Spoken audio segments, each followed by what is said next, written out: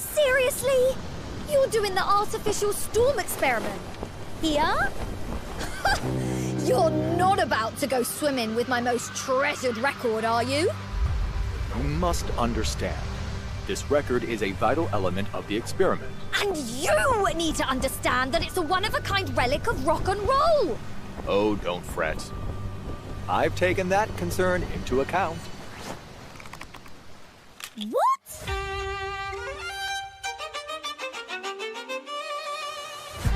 The closest potential location for the experiment appears to be directly on the route of this cruise ship, the Free Breeze. Wow. My calculations show that we're veering off course. We're accelerating on a southward trajectory.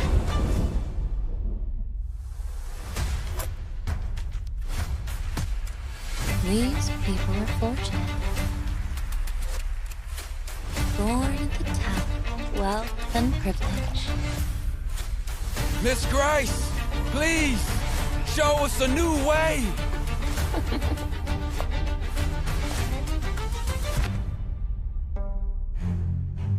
What a coincidence. I so happen to have a similar device myself. 1999, 2005, no. 2007. There is a pioneer who has crossed the storm. There's a language that transcends all barriers. Please, everyone, hold on to each other and follow the music. And you're going to do the experiment alone? That's the plan. And if I fail, at least you'll have one more umbrella for the others.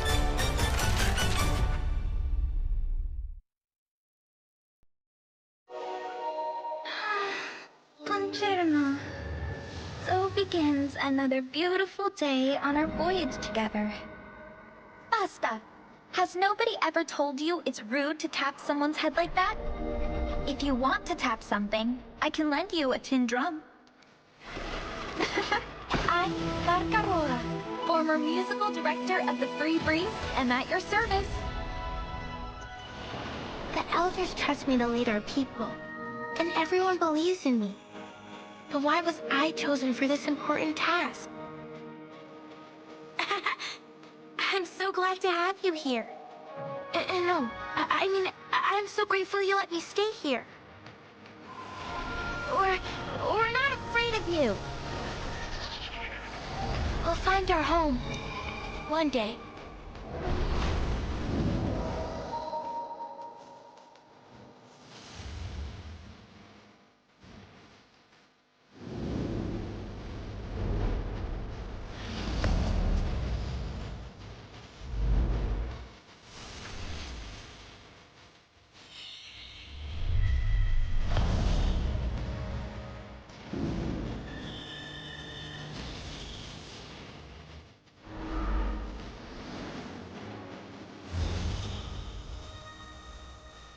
Take my hand. You might feel better. Don't worry. It's been proven safe. Look at you. So broken. I'll be right here.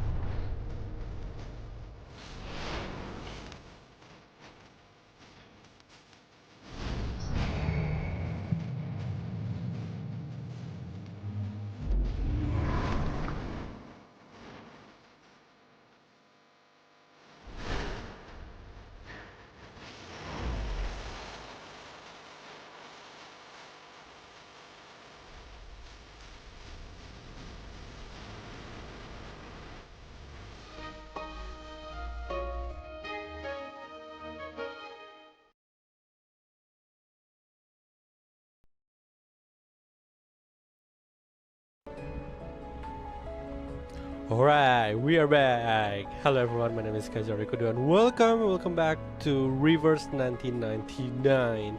So it's like overdue event. It's been like, I think they're just been released this like 1 week ago, but because I was taking a break, so I just able to touch it today. So I don't know, from the trailer it looks like we're kind of like in a Titanic situation. We have like this Barcarola as the musician. Yeah, it's just the cruiser. It just looks like Titanic. So I'm looking for. Are we going to sing? Is it like?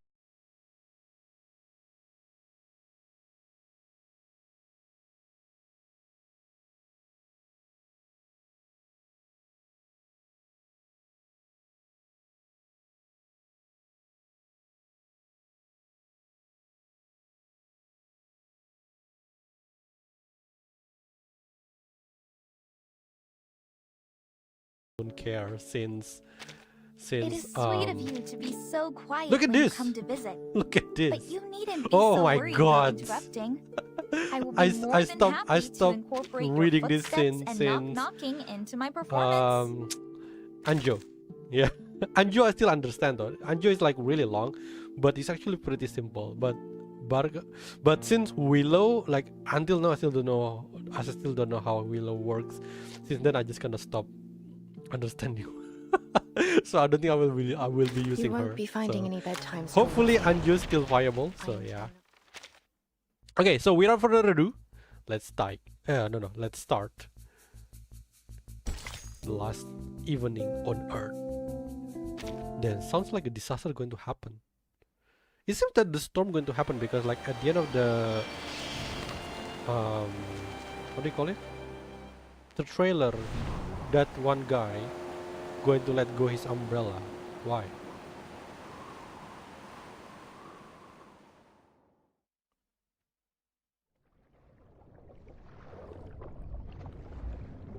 Why are we here? Also, I think last time we were in Sao Paulo. At least When Vertin the was in first Sao Paulo. proverb appears on the shell, we reach the shores of elsewhere. The island, the upturned palm of Mother Sea. The once drifting boat now beds itself in the golden sand. Whose voice is When the that? second proverb appears on the shell, we kindle the fire, the crackling warmth, the spark of hope. The joyful people are long blessed as one. When the third proverb appears on the shell, we accept the sea's gift. The rolling waves, the plentiful fish. Is that Fatutu?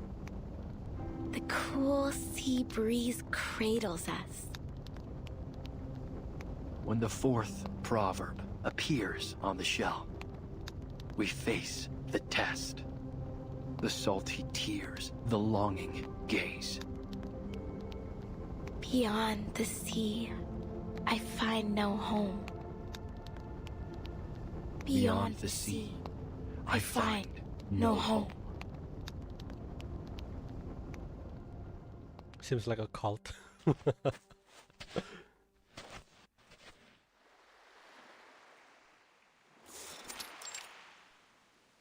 Nuku Taiwo. You did well today, Tutu. Tutu, that's what we call her. That's pretty cute. Thank you, Kamitsa. I was just playing my part in celebrating the success of the trade season. Nothing special, really. Is she gonna be? She's like gonna be like the flutter page of this event. I wonder. But what are we doing here? What could be more important than the celebration? Her voice is kind of like a bit older though. I've never seen you sneak off on a bonfire night before.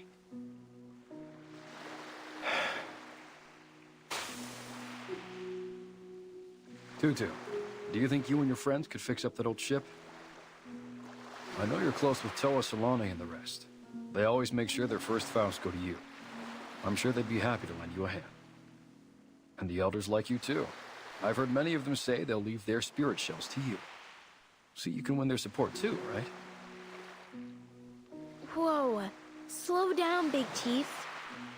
Are you saying you want to fix up the quick spear? Is that the name of the ship? Yeah. But why? We've kept it docked for years. Maybe one day we'll need to set sail again. To fish or spend some time on another island. But the merchants already come by every few months to bring us hollow fruits and red snappers. Why would we need to sail? Kamuta paces back and forth in front of Fatutu, the word stuck in his throat. Yeah, but what if a storm hits? Are we just going to sit around and let the waves wash away our homes? Wait, so you're going to like go to the sea during the storm? Like, what's going on here? We've been through much worse than a few storms. Unless it's the storm that reverses time. She raises her head proudly. Remember when the waves came and took away Malaga? Hailani cried for days over that little pebble castle. And then that strange oil polluted the water all around Ititi, the only place where the water's calm enough to hold a pow-pow race. We haven't held a race since. Then Miti and Vaipuna. But we've made it through, because that's what we do in the face of difficulties, right? We stick together. Besides, we're doing just fine on Melly. But what if we lose Melly to the waves as well? Wait, they're kind of like name dumb everything. Like there's so many names. I don't even know if there is a name of an actual person or is the city name or a thing. Melly seems like the town. If it comes to that, Tutu, I need you to take everyone and leave. Find somewhere to stay for a while. Can I ask that of you? Fatutu's brow furrows. You've been acting strange, brother. Are you thinking of sneaking off and leaving us? I thought he's her father. I'm not going anywhere. I promise. Neither are the rest of us, brother. No. You must get ready. Start preparing now. Oh, what do you know? Kamuta's unusual behavior leads Fatutu to make a bold guess. Something's been bothering you since last trade season. You've been spending a lot of time at the beach, looking out to the sea. Did a witch put a spell on you? You better wear some malacca around your neck and carry nip bones and doll sleeves. No. There's no witch. It's just something Miss Grace told me. It's been bugging me. Miss Grace? That outsider who calls herself a captain?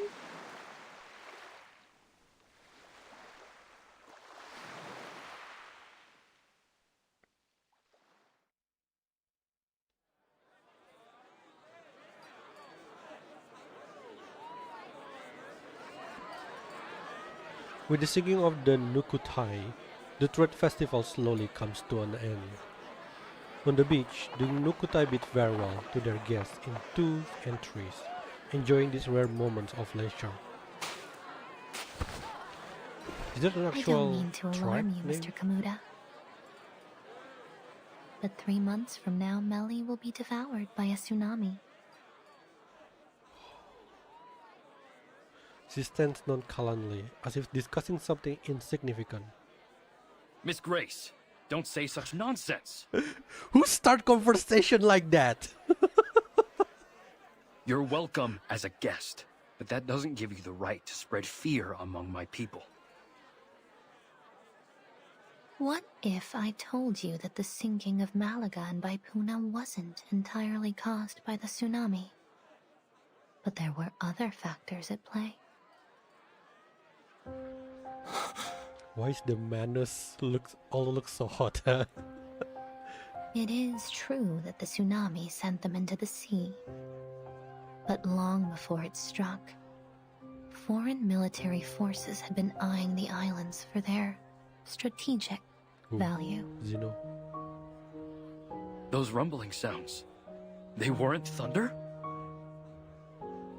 They were torpedoes launched by humans. She presents a thick document in her hand. And I have some unfortunate news regarding them. Kamuta grabs the cold, impersonal stack of white paper. The area is now under martial law. Any development plans for the region should be revised accordingly. These coordinates, they cover Nukuteao. After a brief investigation, they concluded that your home is an unoccupied area suitable for their weapon testing. It won't be long before they publish a report on this new test site and receive their rewards for discovering it.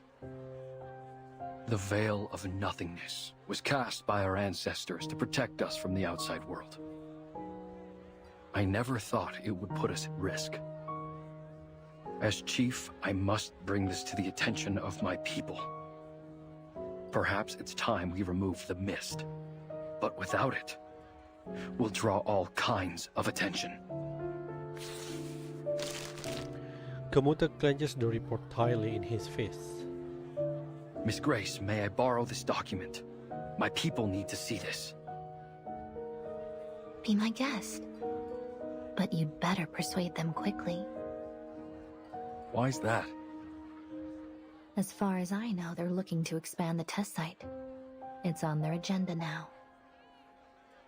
Right. We'll have to set up a meeting with them to negotiate. Certainly. I wish you the best of luck persuading those warmongers. And for your safety in the coming tsunami. Every non-Kalan word that leaves her mouth strikes Kamuta with the shocking gravity of the situation. With all due respect, Miss Grace, not even the Nukutai can predict the movements of the ocean that far in advance. On what basis are you making this forecast? It's not a forecast, Mr. Kamuta. Call it the wisdom of hindsight. Or perhaps I should put it more clearly. Have you heard of the storm?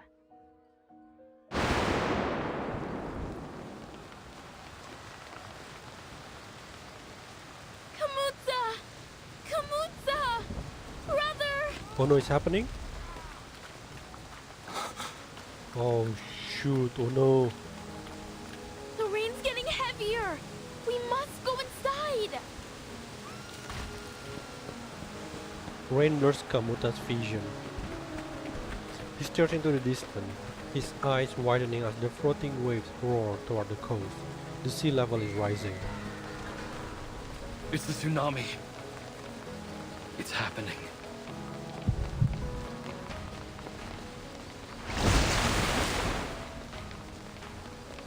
Like the soil beneath the ever-rising waterline, Kamuta's murmured words are quickly buried. The sea has almost swallowed the whole atoll. What's going on, Tutu? Kamuta? A worried figure hurries over. Hi, No Julian. time for questions, Toa. We must bring these baskets to safety. I think this one is an event. At this point, I'm not sure which one is the event, which one is story. I believe this is an event. Patutu is already pushing as many woven baskets filled with berries and bundled material as she can up to higher ground. Her hands are so red, her face stamped with desperate determination. Ah, there's food and clothes in there. Here, I'll give you a hand. No, they're gonna die. A tall figure rushes over, grabbing the basket from the children's hands and tossing them aside. Chief, what are you doing? Leave them. There's no time. We must get to the ship. Now! Our people still have to live after the flood's over. If we don't bring something, what are we going to eat? Or where? These things won't fall into our laps, you know. Listen, it's different this time. You... Before Kamuta can finish speaking, a few dark shadows dart out from the forest. Tutu, watch out!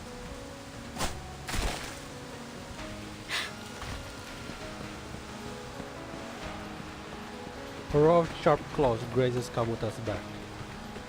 What are all these splinter cats doing here? About sea parrot and the like. And what is that game?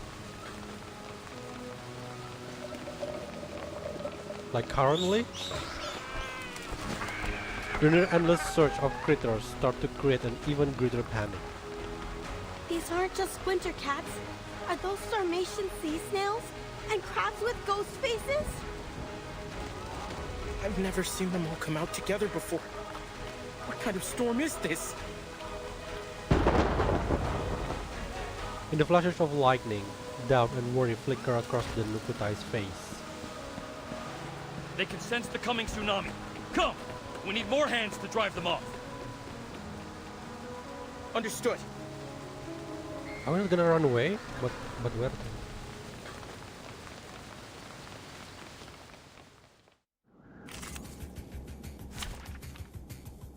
Feel the power of my overpowered team. Activated. Oh my god, that's an actual crab with ghost face. That's what she's talking about. That crab looks very angry. Perfectly understood. Charging. Loading. Please, allow me. This looks like a Aim and shoot. Pokemon. There's that, I say. Wow. The fact that Lucy didn't one-shot them is actually surprising.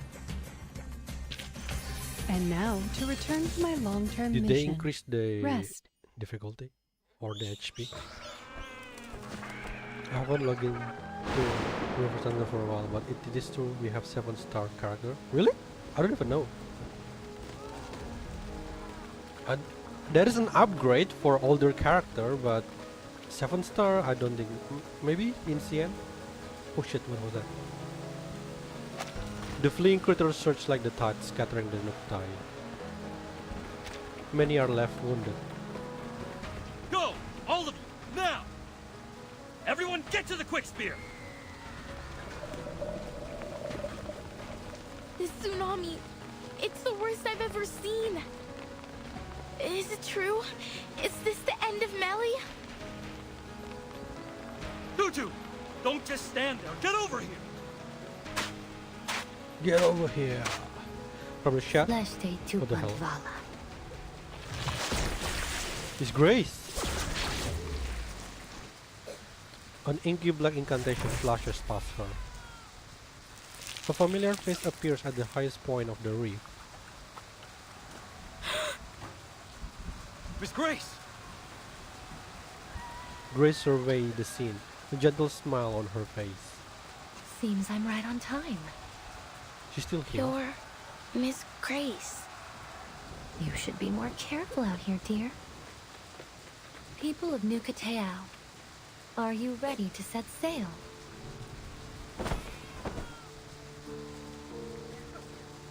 The pale shadow gracefully lands beside Fatutu. Set sail? No, you've got this all wrong, outsider. We're not going anywhere. We Nukata will not abandon our home. The string of shells around Fatutu's neck heaves along with the divine breaths in her chest. Tutu, wait. Maybe Miss Grace knows a better way. She pulls away from Kamuta's hand. Refuse all you like, miss, but your homeland will be completely submerged before long. Her words are like almost careless as they toy with this unmoving rock before her. How come everyone with the name Grace be so elegant? I'm surprised like everyone with Manus outfit is actually elegant. We appreciate your help, Miss Grace, and we'll make sure to return the favor as best we can. Manus Vindicte people really know their fashion sense. But we don't find your view on the situation all that convincing. You don't, do you?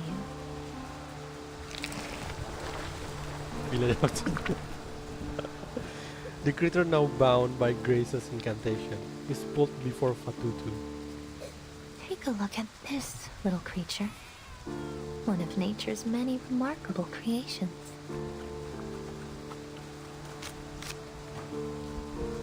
It has a fitting name, too. The Moon-Eyed Fiddler. It doesn't look like a moon. They hide themselves in the water, covering their traces with the ebb and flow of the tide. They only come ashore when the tide is high, and from there they migrate to quieter waters. Diviners and arcane dealers, they are the living gold of the ocean. But to the people who live near their regular habitats, they are an ill omen. Wherever they appear, floods are sure to follow. Grace takes a few subtle steps toward Fatutu. This tsunami is only the beginning. Animals migrate and leave their homes behind when conditions become unfavorable. You should do the same. Look around you. Think about your people. The tide of critters seems to have subsided, but the Nukutai still bleed. Fatutu can clearly hear their labors sigh and gasp. Tutu, it's okay. We know you have your reasons.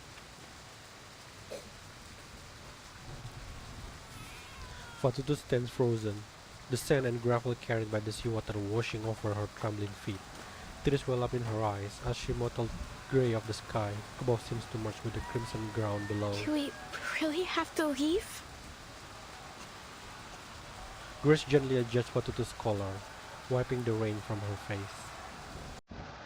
The outside world is indeed full of dangers, but there is less to fear than you think. I'll help you through it.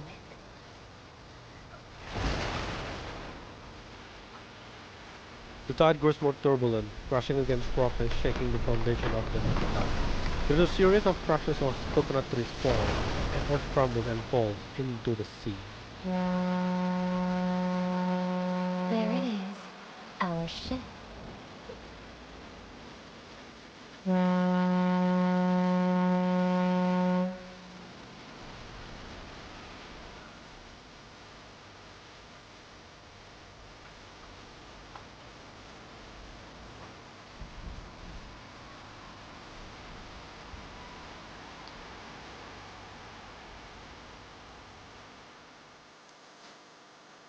Last evening on Earth.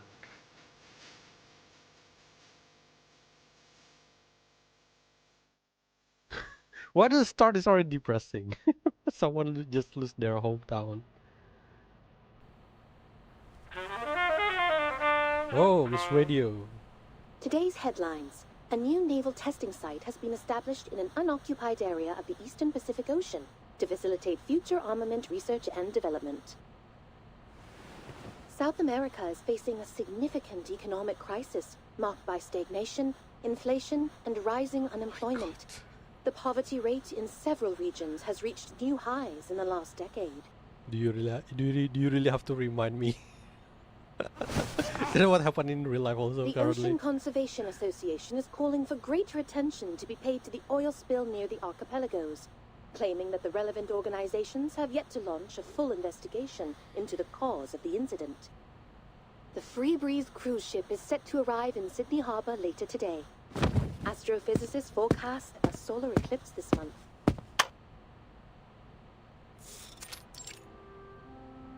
In the suitcase.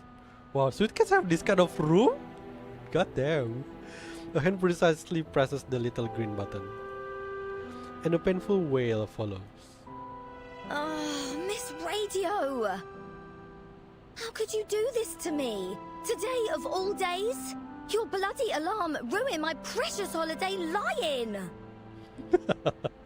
My apologies, Miss Regulus. But it wasn't an alarm.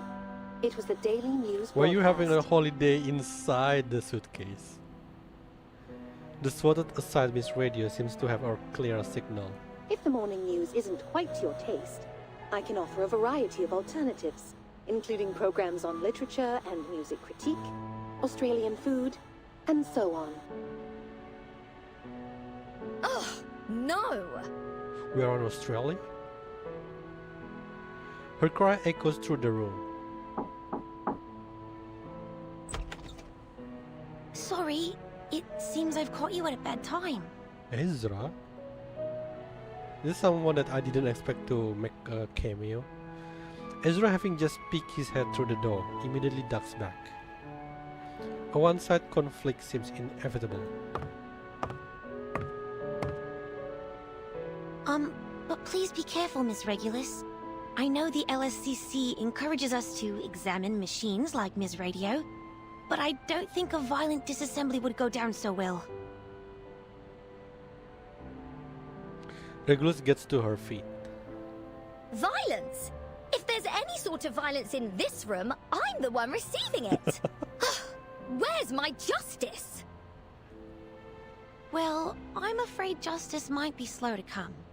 The Australian branch is going through restructuring at the moment. Things will be put on hold for a while. In the meantime, you've been assigned to a new team, the Storm Research Group. What? Me? Yes, Mr. Ulrich's leading it. He made a special request for you to be on the team.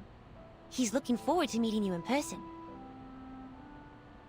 What? Just like that? Didn't anyone care to ask me what I wanted to do? Regulus' puzzled expression soon give way to a sudden realization. Wait, why are you telling me this now? The list of group members and the reasons for their selection have been up on Laplace's website for a week now.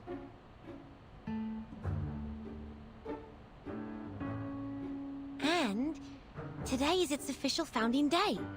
You should be there, as a Laplace staff member and an important part of the new team.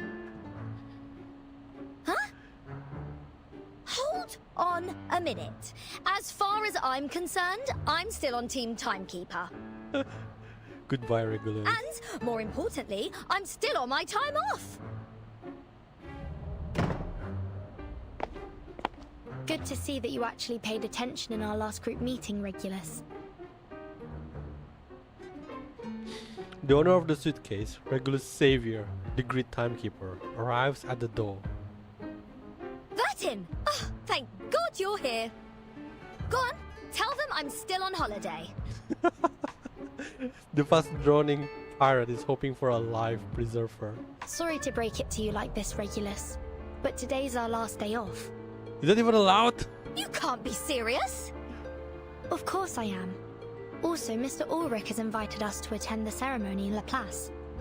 Shall I give you a moment to get ready? No!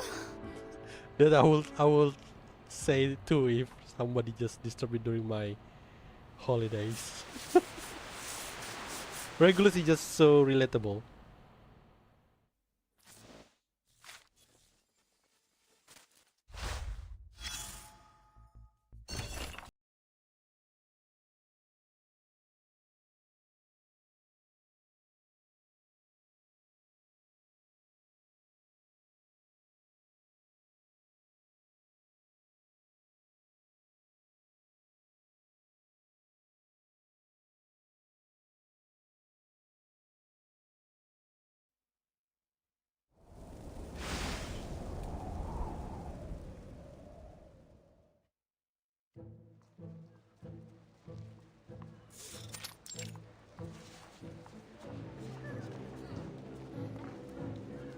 Captain, we seem to have deviated from our route to Laplace. The road to the LSCC is ever fraught with obstacles. A great pirate, Mr. Apple, doesn't simply rely on her compass. She must listen to her heart too. Ah, this Apple thought you were trying to slip away to make the most of your final day off.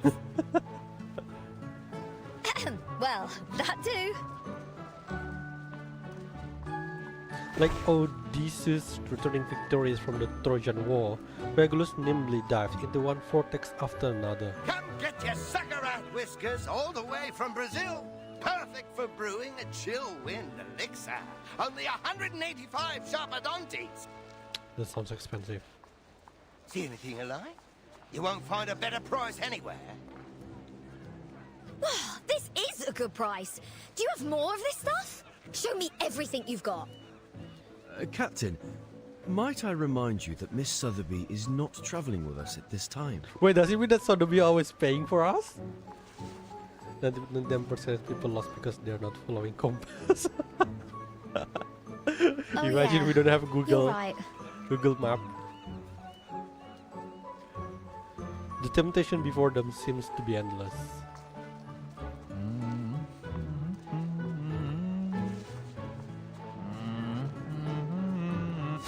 Oh! The street artist sings as paint flies through the air, almost splashing onto Regulus' sunglasses. Alright, mate. Whoa, love the colours. How about bringing in some pop art? Trust me, it'll take it to a whole new level. You should come visit London sometime. We've got some seriously groovy art on the streets. Pop art? That's a bit dated, don't you think? God damn it, the accent. This is I Australian. beg your pardon? Oh, when British meet Australian. Just as Regulus rolls up her sleeves, ready for a tussle, a not too distant cheer grabs her attention.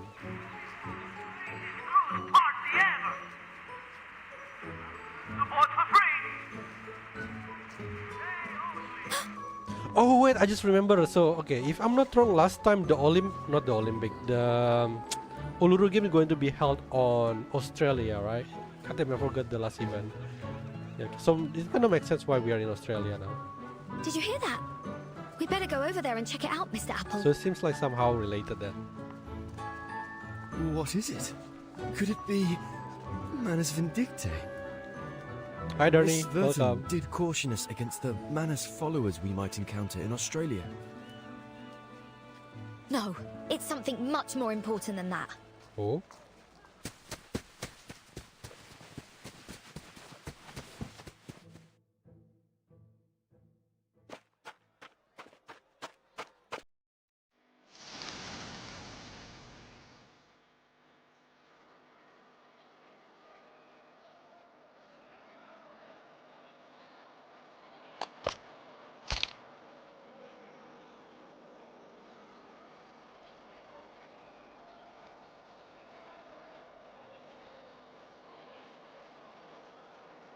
Is it Barcarola? I think I spell it wrong. Pretty hard to remember. Barcelona?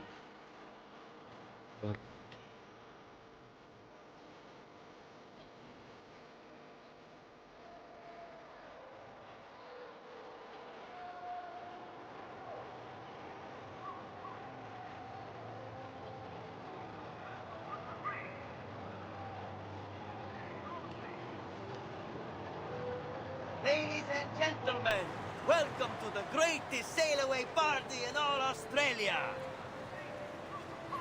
For those of you who haven't signed up for the trip, think again. This is the ultimate sailing experience. Relaxation, food, drink and music. Don't miss out. A free breeze is about to set sail. No need to worry about currency exchange, whether it's Australian dollars, Sharpodontes, arcane materials, or a rare collectible item.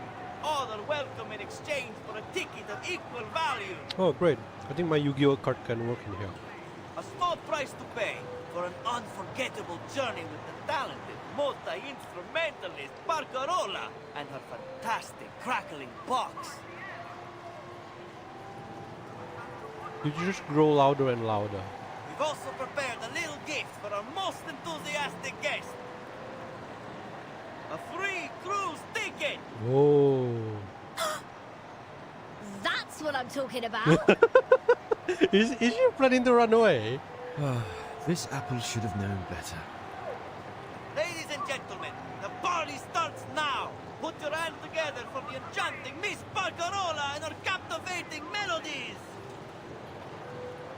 Woohoo! Compliments gush from the ticket seller's mouth as the star at the center of the stage suddenly turns her face away. You're much too kind, Mr. Hamish. saying all these wonderful things about me, but I'm only a cruise musician. It's thanks to the collective efforts of the whole crew that the Free Breeze has been so successful. I just feel privileged to be a part of it. I know you want to stay humble, Miss Barcarola, but there's no reason to be so modest. Many of our guests come aboard just to hear you play, and I'm sure there will only be more in the future. So what's the harm with hyping the crowd up with a little round of applause? Well, if it's for the ship, I suppose I can handle a little publicity. Of course you can, and you deserve it too. By the way, do you know the guest over there?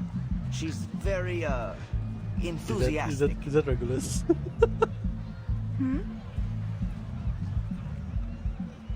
She follows the direction he's pointing to find a particularly lively duo among the crowd. Pretend that we don't know them. A girl dressed in red and blue and a floating apple. Been drumming up the crowd. Sold us a load more tickets. We've never sold out so quickly. Alright everyone, listen up. I've got some exciting news to share. This piece of paper in my hand could be your ticket to an incredible seafaring adventure. Just think about the cool breeze, the spruced up cruise ship, and the awesome music. What more could you ask for? This is a once-in-a-lifetime chance for a trip you'll never forget. So, let's get buzzing! Throw your hands in the air and your coins out of your pockets, and let your dreams come to life. Let's hear those coins jingle and fill your spirit soar! Woohoo! The cheering grows louder and louder. Is she a local? Australians are known for their sunny disposition. No one knows her, miss. But to be honest, I'd love to invite her to join the crew. If only the captain weren't so picky with the new recruits. I mean, from her accent alone, it's just eliminate the possibility already. She nods approvingly at the freely dancing figure and clutches her crackling box tight onto her chest. I know what you mean. Her enthusiasm is infectious. Maybe her energy would wake up our stuffy new captain. I'll never understand why the captain fired the old crew and hired a load of people who don't seem to have any clue about music. All they do is make noise, and not the good kind either. Who? Several startled gaze lands on Barcarola. We better keep it down, miss. They'll hear us. He turns, speaking in the direction of the ship, before awkwardly retracting his neck. We didn't hear any dissenting opinions about our captain now, did we? No, of course not. The crew members glance at each other awkwardly, coughing softly towards the embarrassing moment to pass quickly.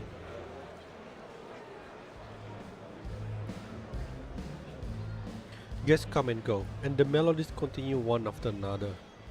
Eventually, the sail wheel party comes to an end.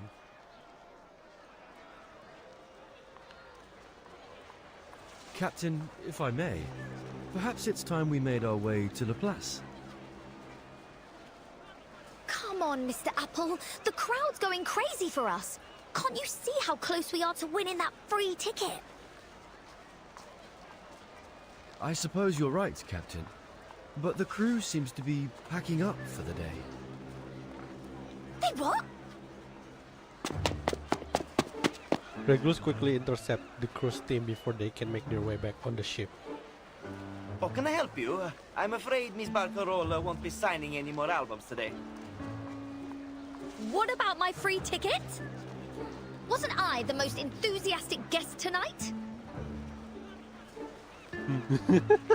Sorry, miss. But the most enthusiastic guess was really just a turn of phrase. We're nearly sold out tonight, and bookings are still coming in. I don't think we can spare a ticket for you. Come by next time, and we'll see what we can do. Wait, but still the free ticket though? You! Easy, Captain. They never really explained what they meant by the most enthusiastic guest. We're in no position to argue. Regulus glances around. The once bustling crowd has dwindled to just a few scattered passerby. Clearly, there is no one present to uphold justice for her. What a bloody scam! I'm filing a complaint. Just you wait and see. She sounds like a Karen. I want to I speak to understand manager. your frustrations. The ship is sailing in just a couple of days. Even if you file a complaint right at this moment, we won't hear a thing from the tourist office before we set sail. Barcarola frowns and pulls the crewman aside. I feel bad for her, Mr. Hamish. And just think how this will affect our reputation. With your consent, I'd like to offer this young lady a ticket and a stay in my cabin. Whoa, I'll be more than happy to pay for her. damn. So kind. You've done this so many times, Miss Barcarola. Many times? I'm afraid I have to turn you down.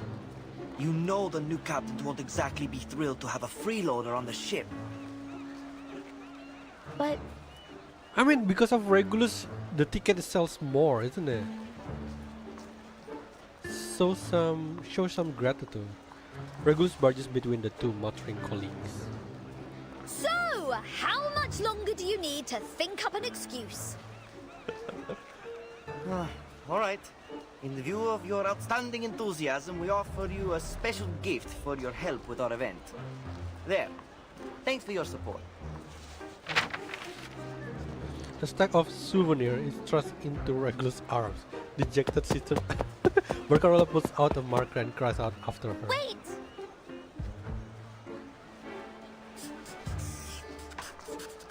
Oh. I'm so sorry about all this, Senora. I hope this will compensate for it. Huh? I hope we can see each other again. Preferably soon. What? That's the exact expression when you meet a local artist.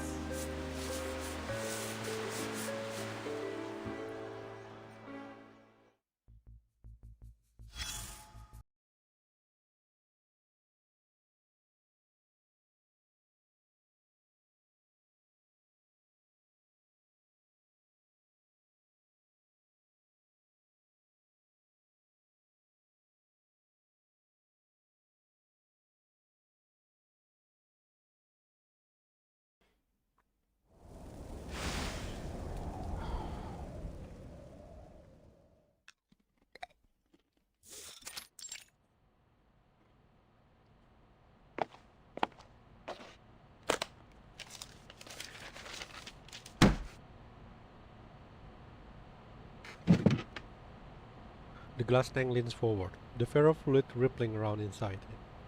The ferrofluid pauses at the information presented before it. So, they gave you this flyer at the sail-away party? Not just that one, there's a whole stack of them! All right, Researcher Regulus. I think I've got everything down. Let's run through it again. Researcher Regulus suffered horrendous mistreatment during the pre-sale event of the Free Breeze, which has had a significant psychological impact on her. In order to recover from this traumatic event, she formally requests... Oh my god, Regulus is such a drama queen. A 1-year advance on her salary and 15 days of leave. The funds are to be used solely to book passage on a cruise trip, with the goal of replacing her negative experience from the pre-sale event with a more positive one. There's a lot of demand. I'm telling the truth!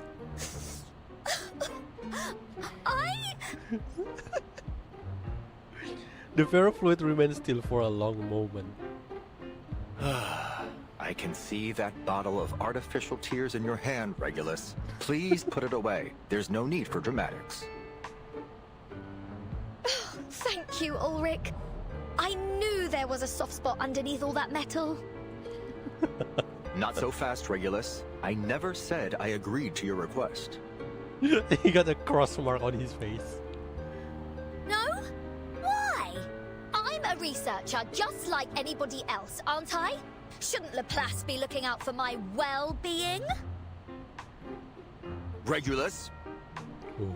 You've been working in Laplace for 11 months now, and you still haven't submitted your performance appraisal or published a single valid project result. That sounds like university project. In other words, you haven't completed your probationary period, so you can't get the benefits of a full-time employee. Wait, probation for 11 months?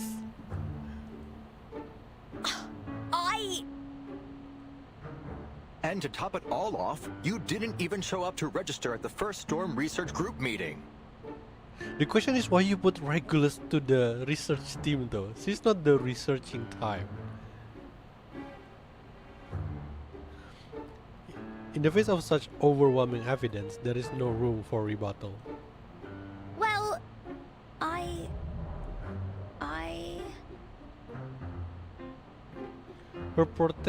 Her protestation has grown noticeably weaker.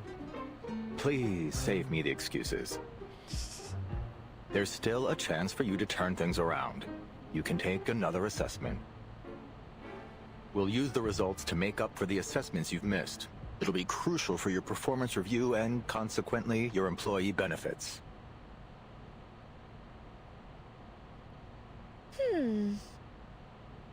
Bring it on. Easy there, Researcher Regulus. You're taking a test, not going to war. Ulrich turns and reaches into a bookshelf. Clearly he has prepared for such an outcome.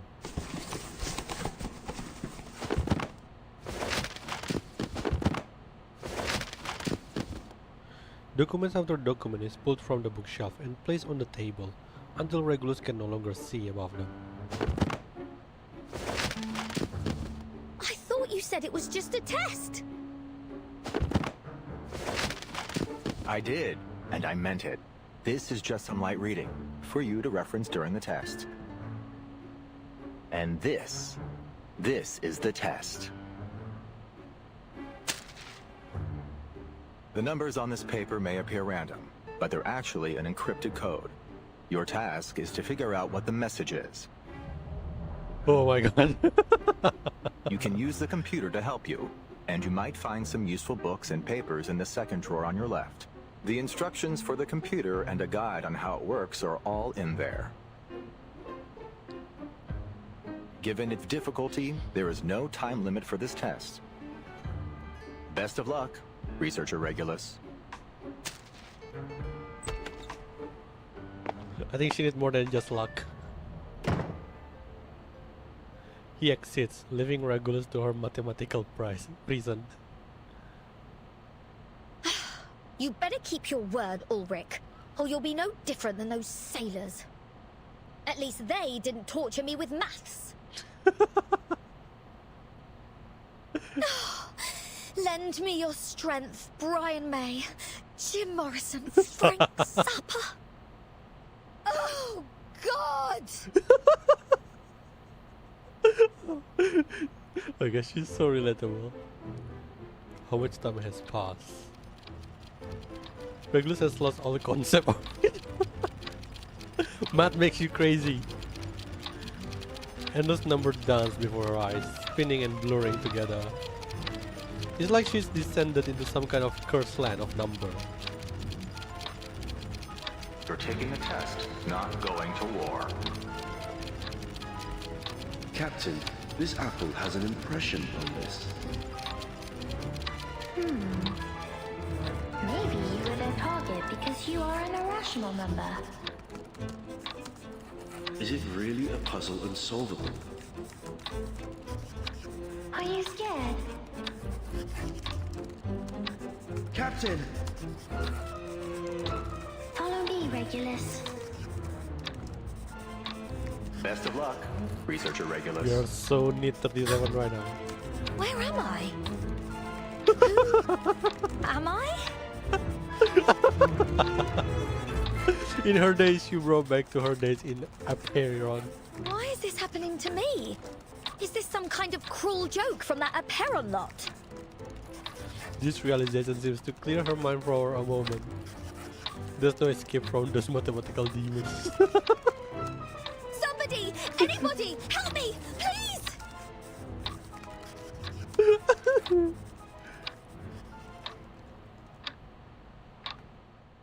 No.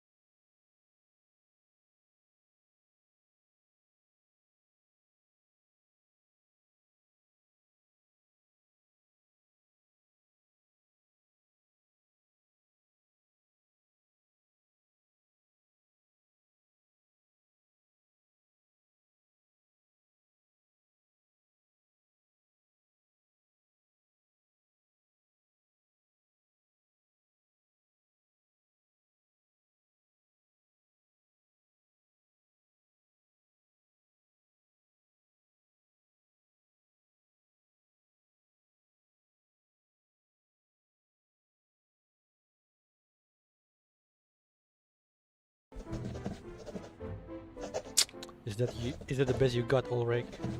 The mathematical onslaught seems endless. Ulrich opens the door and takes Regulus' scribbled piece of notepaper. Glad to see you're still in high spirits, Researcher Regulus. But this doesn't add up. I gave you an encrypted code, not a Sudoku puzzle. What do you mean? There's a thunder. Regulus looks as though she's just been struck by lightning. Come on, get yourself together. The 9th storm has passed, Researcher Regulus. You've had plenty of time to brush up on your math. Ulrich strides over, picking up a paper from the desk on his way. All right, let me explain. All you have to do is a basic decode and transcription of the result using the Laplace encryption key. See how the 4th from last digits have changed? What? There are no numbers greater than 24 within the 17th interval, and those in the 18th interval don't exceed 59. So, if we make a bold assumption here, these numbers have probably been coded using Laplace's nomenclature, where the codes of time are always placed between the 12th and 18th intervals. You'll see this a lot here. We use them for ships, satellites, manpower arrangements, and such. Finally, we input the result into the Laplace astronomy database to see if we find any matches, and there. I have no idea what the hell is she A talking set of about. photos taken from space. Huh? Are you telling me I spent the whole day doing this just to find a few photos? These aren't just any photos, Researcher Regulus. Take a closer look. The first picture was taken on December 2nd, 1995, the day the Solar and Heliospheric Observatory was launched.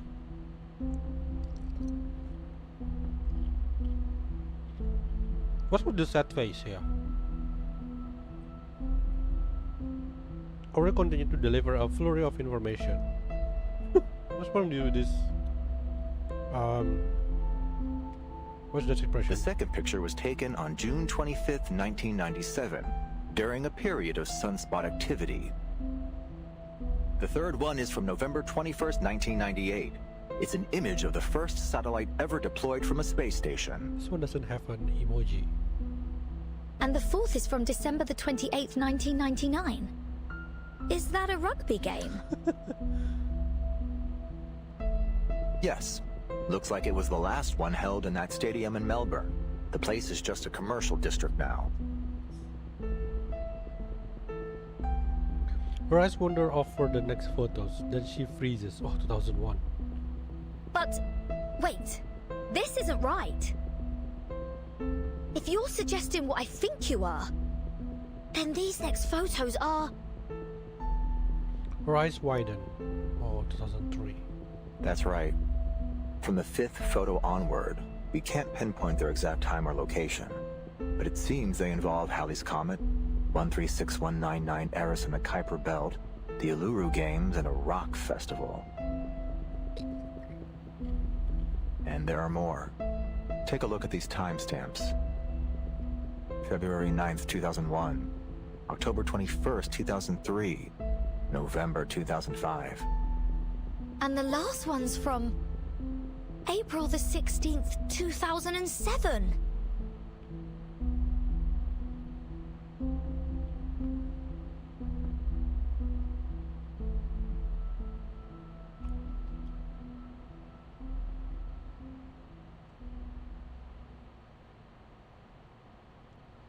Ulrich looks out the endless blue of the sky outside. This proves one thing. Before all our struggles to Okay, study not and only you, control Julian. the effects of the storm, this pioneer crossed the storm unscathed and sent us these images. Huh? I wonder if it's actually actual reference to comet, an actual comet and satellite during that year. I might have to Google it. Once again, it raises its ugly head, mocking anyone who dares to make sense of its absurdity. But... To put it simply, that picture is from the future. Thankfully, there will always be someone who doesn't bend to its desire. Why are you telling me all this? Did everyone else's assessments turn into some kind of top-secret briefing? All I wanted was an advance on my salary. The ferrofluid gives a stifled pang.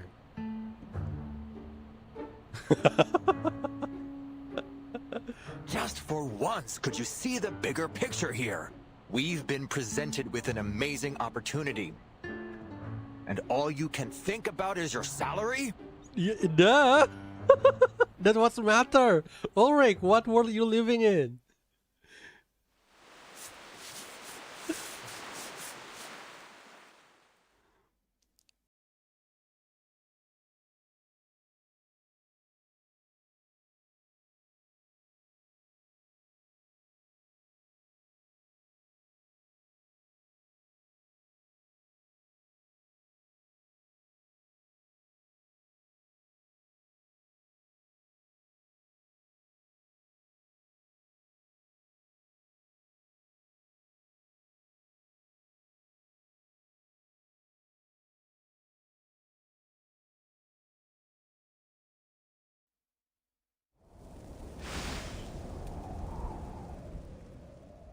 And honestly, regardless, right, we're busy scrubbing from your salary important. True. The dust in here. What, are we inside some kind of vacuum cleaner? I think the role of Regulus here is to for everyone to be relatable with her. Yeah, the real timeline if the storm didn't exist. Is that why you always wear that fish tank on your head? So does that mean that there is some places maybe in the satellite who doesn't get affected by storm? That is why they're still like in the real timeline. The same like the island. Familiar with Regulus Kirk, Ulrich opts for the most efficient form of communication, none. What's got you so quiet? Pulling the strong and silent act now? Here we are.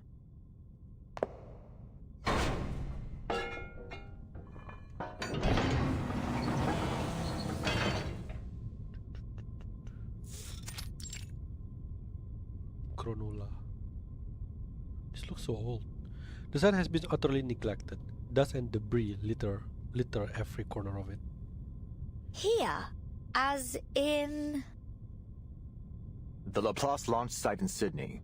We've collaborated with the Foundation and the Space Agency for various projects here. Thanks for the heads up. I almost thought we just barged into some rock star's house. It will actually take another 2 years before this place becomes an official launch site. So it's 2001. Oh, Hey, wait, yeah, what right. year are we now? We're basically living in the past. I visited various launch sites to verify the photos. Guiana Space Center, Placid's Cosmodrome. Then, I found this place. Most of its archives were lost in the storm, but a small portion of the early records survived. I left them here with the rest of the files I compiled. Papers scatter into the air as he rummages through the files. Damn it! Where did they go? The ferrofluid tremors in his tank. Huh. So, does this mean we can all go home now? Absolutely not. I still don't understand why they pick Regulus. All right, new task. Stay put and don't touch anything. I need to find those files. This sounds easy enough. Fine. As Ulrich makes his exit, Regulus scans the room, a gleam growing behind her eyes. Oh, amazing! An old military base. Mysterious photos. This is going to be juicy. No chance Ulrich is stopping this rockin' pirate from going after treasure. I mean, very, very important files. The hunt is on. Ha ha! Let's start with what's on this table. What is this, some sort of like DJ tool?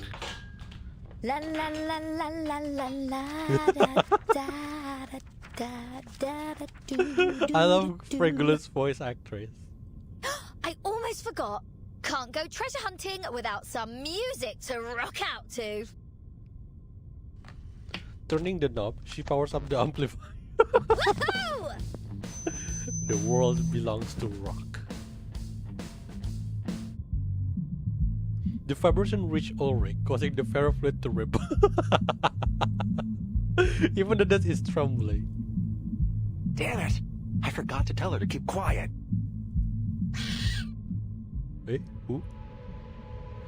The screech of a bird pierces through the pumping music. What's happening? Is this an earthquake? A few agile black shadows leap around the upper parts of the observation deck. The tremors free a note pinned to the wall, and it flutters down to the ground. The handwriting is all too familiar. Investigatory report. Multiple Tripodero attacks on humans have occurred in the area. They seem to regard this abandoned facility as their territory, attacking any intruders. Ah, crap! This is the note I wrote last time I was here. The ferrofluid ripples violently. Regulus, turn off that speaker, now!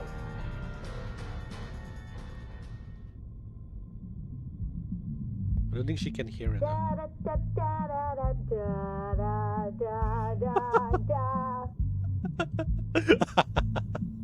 Regulus is too immersed in her treasure seeking to hear him.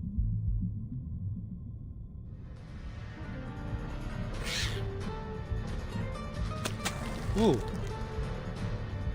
A glob of dark green sludge shoots down from above. Ulrich darts aside, narrowly avoiding the attack.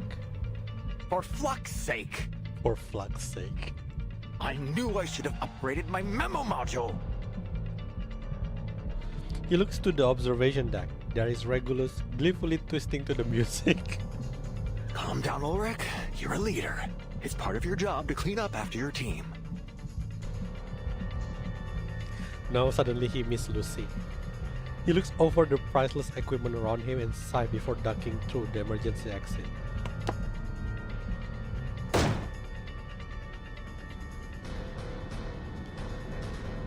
Oh.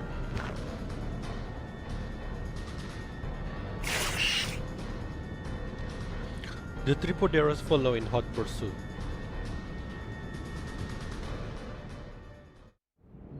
I almost thought that was like the field for Uluru games.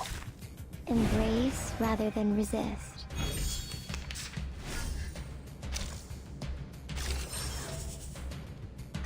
Charging. Loading. Please, allow me. Target confirmed. This dark embrace. Oh, there's more. Charging. Loading. Barrage.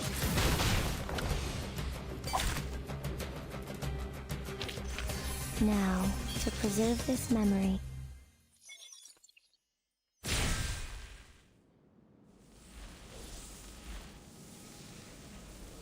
Ulrich sends a current through the electronic components around him, creating a cacophony of sounds that sent the Tripodero scattering.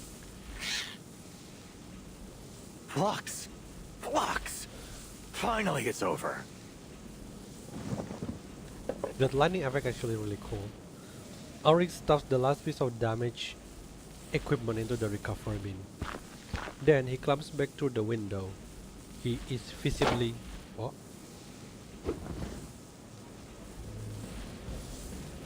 Relax, don't overheat. You'll have to get used to this if you want to be a good leader. Regulus bounced slightly into the room. Ulrich! Look what I found! She waves her treasure, a hefty stack of documents signed in bold by Ulrich himself. Where's my round of applause? If you're even half a leader, you'll fight your hardest to get a decent salary for such an outstanding employee as myself. She shoots him a triumphant wink. Sure. Oh? Just one more thing. Scientist to scientist. Regulus gestured toward the still sparking machines beside Ulrich. You made some pretty cool electronic music in that battle. Didn't know you had it in you.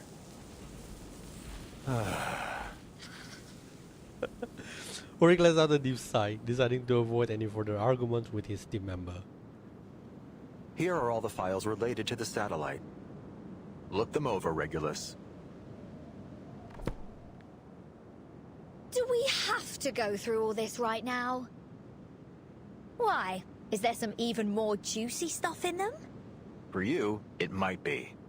The satellite carries a variety of arcane items. Space seeds, dragon tree resin compasses, obsidian crystals, WFPCs, astronomical spectrometers. Even its power source is an arcane record player. We've made a list of everything that was on it so we can test them against the artificial storm. The satellite is an archive of the wisdom of the entire human race.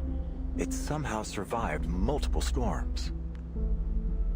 What are you gonna do with it? Sadly, a lack of maintenance caused it to plummet to the Earth. It crashed in your time, 1966. Regulus' sunglasses slide off her face, but she doesn't even notice. She grabs the stack of documents and flips to the last page. The telescope officially crashed in 2007 in Aldeburgh, England. All on-board instruments were destroyed. Recovery failed.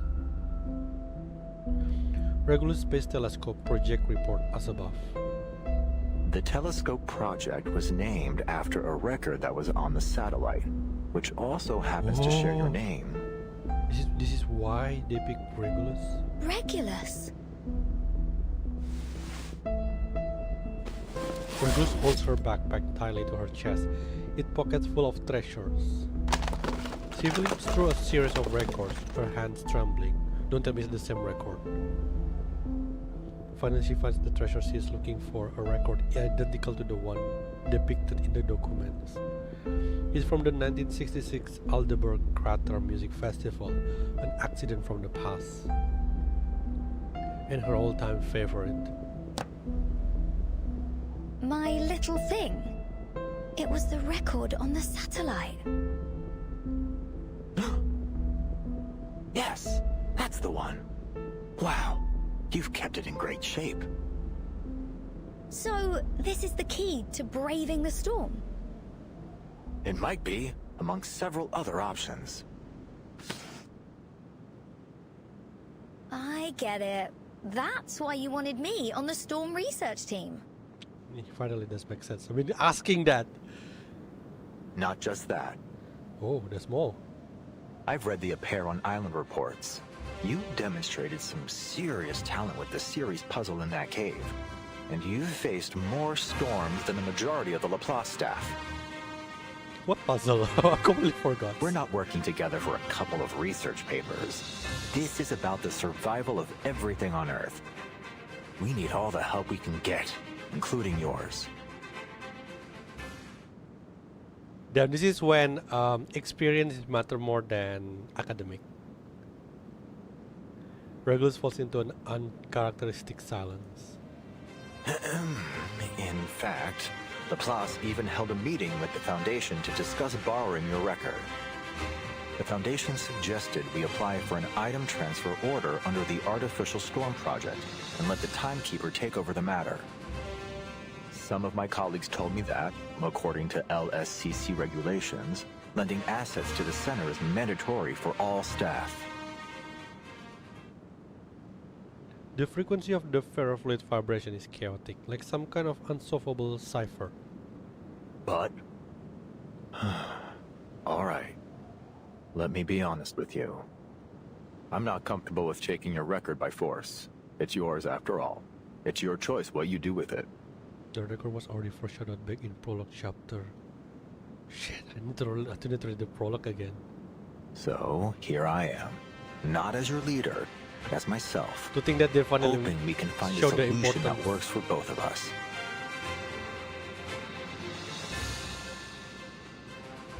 Has anyone ever told you that you're terrible at negotiations? Ah, damn it. I knew it wouldn't be easy. Ulrich is pretty chill leader. He angrily knocks his tank with his face. He's so close to the records he's been searching for. The ferrofluid ripples into a subtle arc. Go ahead, Mr. Ulrich. Take it. Before I change my mind. Regulus' expression has never been so serious. You're willingly giving it over to the Artificial Storm Project? His carefully prepared argument vanished in a moment. For a cause even greater than rock music? Absolutely. But just to be clear, I'm only lending it to Laplace. You have to give it back when you're done. It's the only copy in the world and the future centerpiece of the Regulus Museum. Thank you, Researcher Regulus. Thank you so much. I was gearing up for a much tougher talk. I even applied for additional funding and a month's leave to offer you as leverage. Oh no, Regulus! Well, I suppose I won't have to use it after all. Oh no! Regulus freezes. What?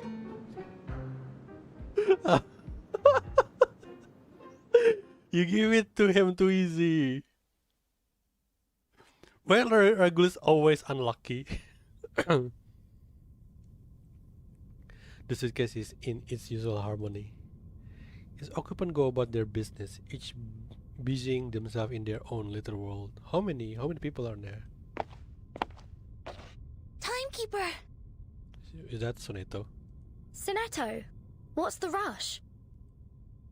I just wanted to remind you that our vacation in Australia is over. If you need any help packing, please let me know. She wipes the sweat from her forehead. Then she remembers something. Oh, and I have something for you. She hands her a colorful piece of paper. Huh? Oh? Regulus asked me to pass these out. She won them at a sail-away party. Wait, is that a ticket or just a brochure? She said they're highly valuable, the finest choice for any collection, if I recall correctly. Looks like an ordinary flyer to me. I've already inspected them. They're just advertisements with a handwritten signature in the corner. and some completely over-the-top promises. Regulus told me it's a trick that advertisers use. They use fancy words to catch people's eyes and make it seem more grand. Phrases like, an opulent odyssey upon the boundless sea, tour the illustrious Pacific coast, a veritable feast of harmonic reverie, rare and fortuitous seasonal discount, and facilities unimaginable in their splendor. What's this on the back? Nor happiness, nor harmony, nor fame. Nor pride, nor strength, nor skill in arms or arts. Is it an incantation? Those familiar words hit like a tidal wave. Oh?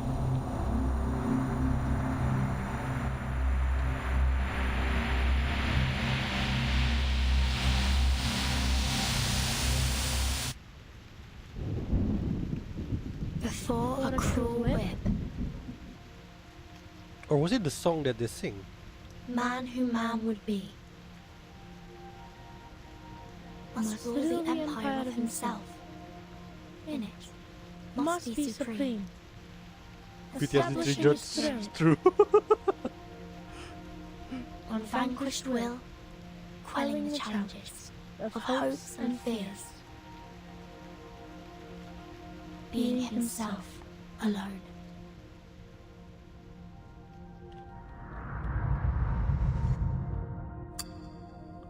No, no.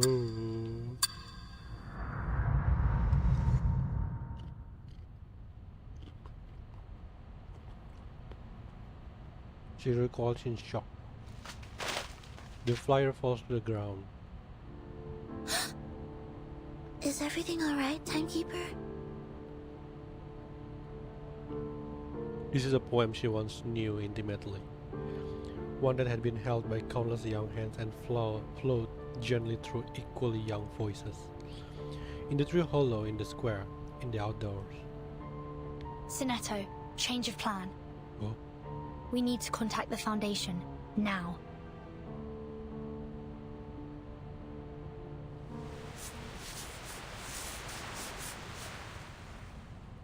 This is my most hated scene. The flower is too cruel. I don't like that chapter at all. It also gives me shock, right? Yeah. That ending. Oh my god, chapter 3. There's not too many battles on this event. Seems like the build up is still building up the story because we're not even in the ship yet.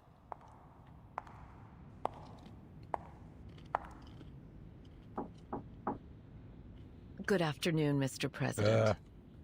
Speaking of chapter 3, she's the villain.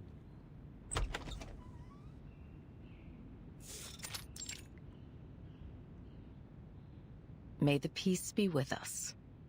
May the peace be with us, my friend. Constance gives a slight nod as she peers into the shadow. Xeno has been restored to its usual state. Aside from Igor's ardent supporters, the rest of the Xeno soldiers and officers were unaware of his betrayal. Just as we expected. Not this woman again. Admiral Igor's funeral has been held as planned, one that befits his rank and status. All relevant personnel remained in South America for the ceremony, as per Xeno's funeral regulations. We're in the process of selecting a new admiral. I'll provide you with a candidate list shortly. Additionally, we've dispatched an investigative team to Tierra del Fuego to search for Igor. Very well. What about the girl? She pauses. The girl? Are you referring to Lopera? Right. Lopera is in here. I think she got mental breakdown last time. Her emotions have stabilized, so we've decided to leave her in South America for the moment. Of course, she'll be put through the necessary investigations as circumstances dictate. Keep a close eye on her. Oh, and that little singing bird? Constantine takes a step closer, lowering her voice. Zeno is quite upset about our decision regarding Miss Kimberly. They're insisting she undergoes a more thorough investigation. I feared that if we gave too much pushback, they would take a more extreme stance in response. So I agreed.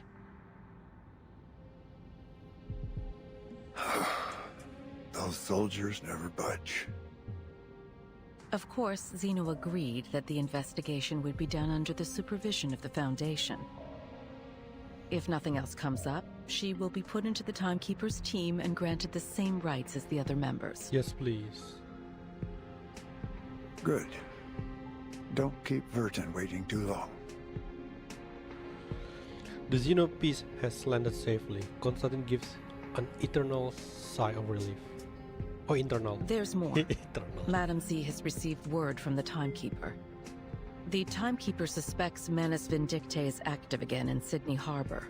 They're likely on board a cruise ship named Free Breeze. This would explain why our field investigators have been having difficulties with their tasks. Manus has covered their tracks carefully this time. Where's the cruise bound for? That's still unclear, sir. However, Moth just reported in confirming that the ship has passed the Oceania Islands. An interesting development. Indeed. Constantine's tone carries an imperceptible trace of pride. We're making excellent progress. That's good. Assign a new mission to Verton. You mean to send them on that cruise? We can't keep her under our wing forever. Understood. The conference room falls silent once more. Amid the layered marble pillars, a flash of white flits past the window. A white dove lands on the president's hand and gently pecks at his palm. What brings you all the way over here, old friend? He lowers his head, allowing the bird to nuzzle his fingertips. Oh.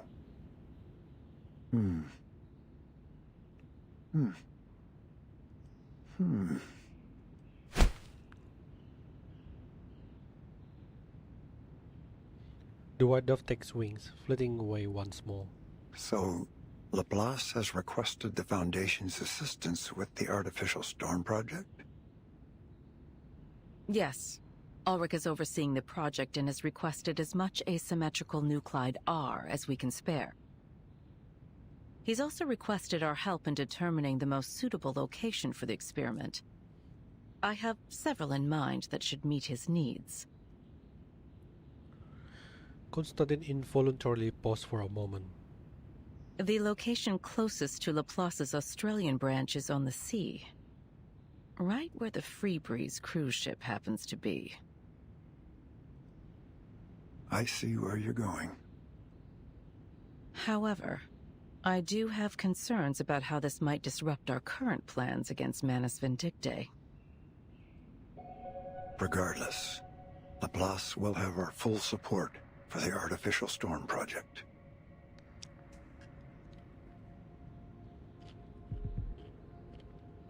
But Moth's status still remains unclear. If we proceed too hastily, we might jeopardize the situation. Her fleeting hesitation catches the president's attention. I thought you'd have foreseen something like this. A few pieces must be sacrificed if you're to win the game. Oh, they are the same people. You know Sacrifice that better than anyone, don't people for their benefit. Is this also the Pax House's decision? You have my word on it. I see. I'll inform the Timekeeper and Ulrich of their missions. Thank you. I look forward to their meeting.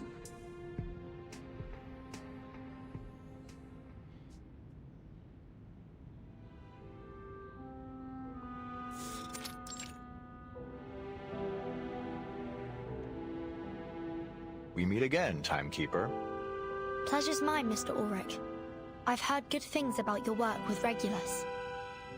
Frankly, I was surprised by how selfless, passionate, and forward-looking she is. I'm truly grateful to have someone like her on my team. I think Regulus still crying about the salary. The fairy float is remarkably stable. Clearly, this is a sincere statement. The situation on the Free Breeze is still unclear. We don't know how many Manus Vindictae followers might be on board. Our plan is to board the cruise as ordinary passengers. Regulus said she's made acquaintance with a crew member and has made sure to alter our profiles so we don't attract any unwanted attention. That's good to hear. So Regulus didn't use her money for her own amusement after all. After muttering to himself, Auric returns to the task at hand. We should stagger our boarding times. I'll reach out if I spot any signs of Manus Vindictae. Let's stay in touch. See you on board. Auric gives her a reassuring pat on the shoulder. Mr. Ulrich, we're more than happy to assist with your mission. Oh, no.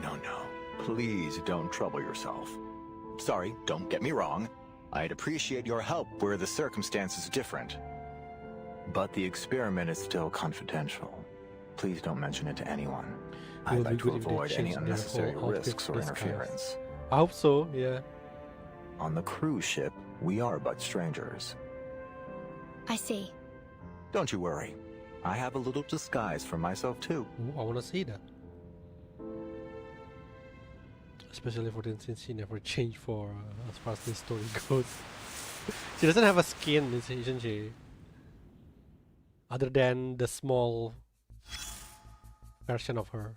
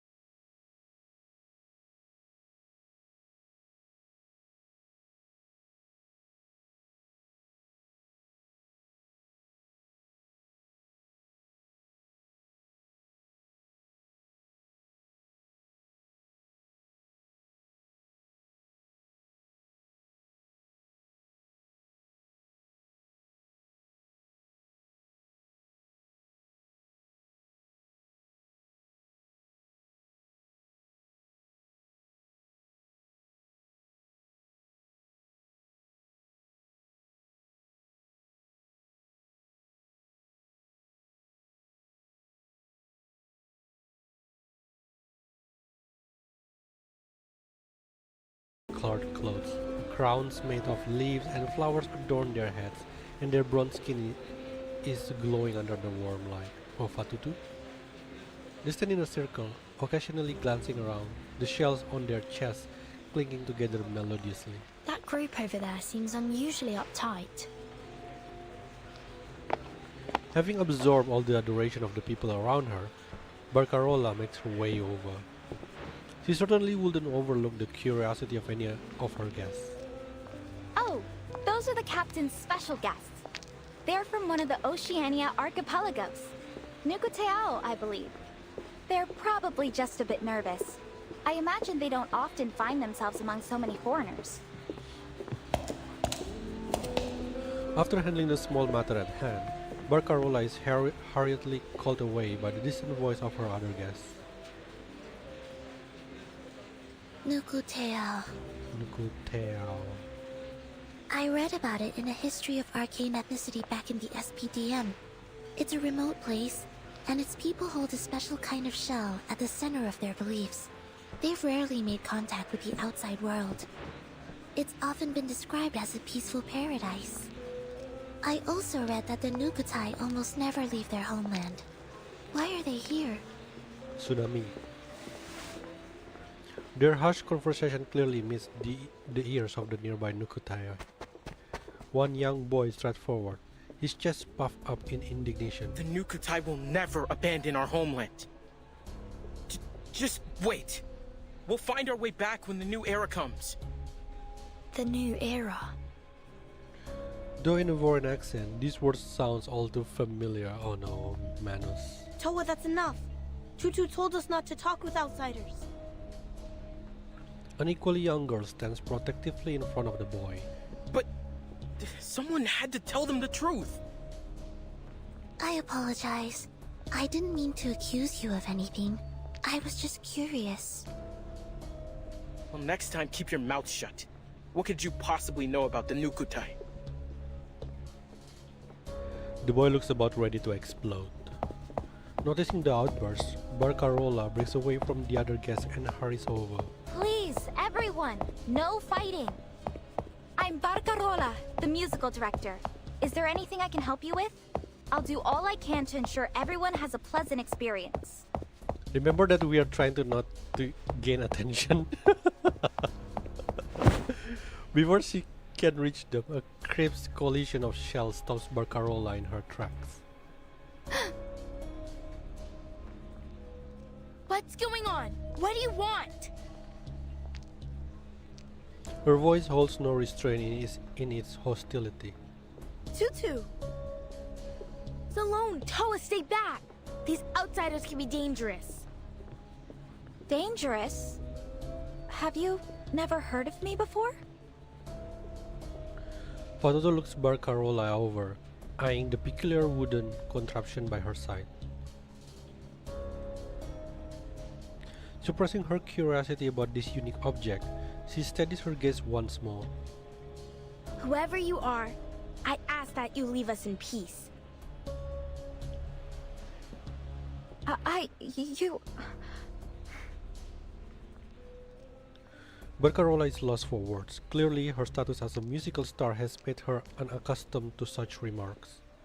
Ignoring the now flushes girl before her, Fatutu and the other Nukutai retreat back to their corner.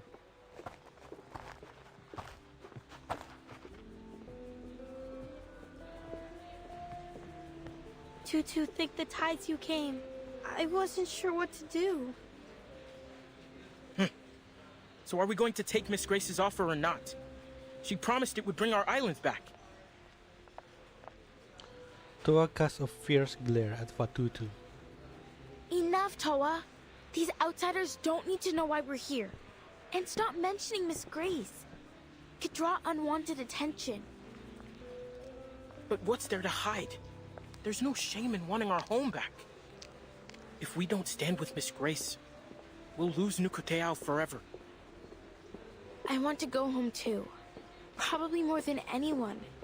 I already miss Melly's red coral reefs, blue sea, and canoe races. We'll get through this, Toa. I promise we'll be neighbors again. Picking breadfruit and coconut flowers together. But before we accept Miss Grace's offer, there's a few things that need to be made clear. And remember, none of these passengers are to blame for what happened to our home. Okay? But Miss Grace has offered us a way home. We'll have our islands back, just as they were. Our promised land. We will go home, Sloane. Trust me. I just need to figure out a few things first.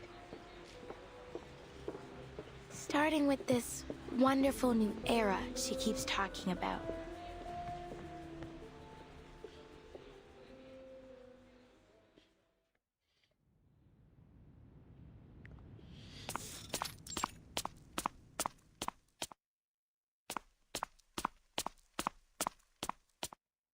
You seem a little on edge, Chief Kamuta. Kamuta is pacing back and forth in the cabin. Miss Grace, how much longer do we have to wait for this new era to come? Many of our people have never left Nukuteao before. We're struggling to adjust. Some have even fallen sick. We can't stay adrift on the sea like this much longer.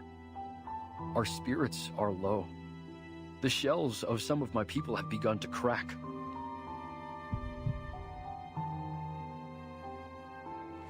He lowers his head to the faintly glowing shells in his palm. They radiate warmth. Not everyone is strong enough to endure this journey. Please, Miss Grace, you have to help us. While it pains me to hear this, the journey must go on. You have nowhere to return to after all. We still have some space below deck. You can use it to store your people's bodies should they die. What? That is so cold to say. Her gaze remained fixed on the crystalline shells in Kamuta's hand. That's not exactly what we're asking for. Please show us another way. Help us like you did when you foresaw the destruction of Meli. I beg of you. Grace tilts her head, a glimmer of intrigue on her face as she observed the pain expression on Kamuta's face. I've already shown you a way, haven't I?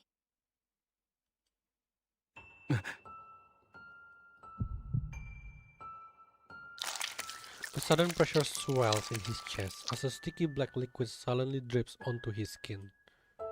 You mean joining the Manus?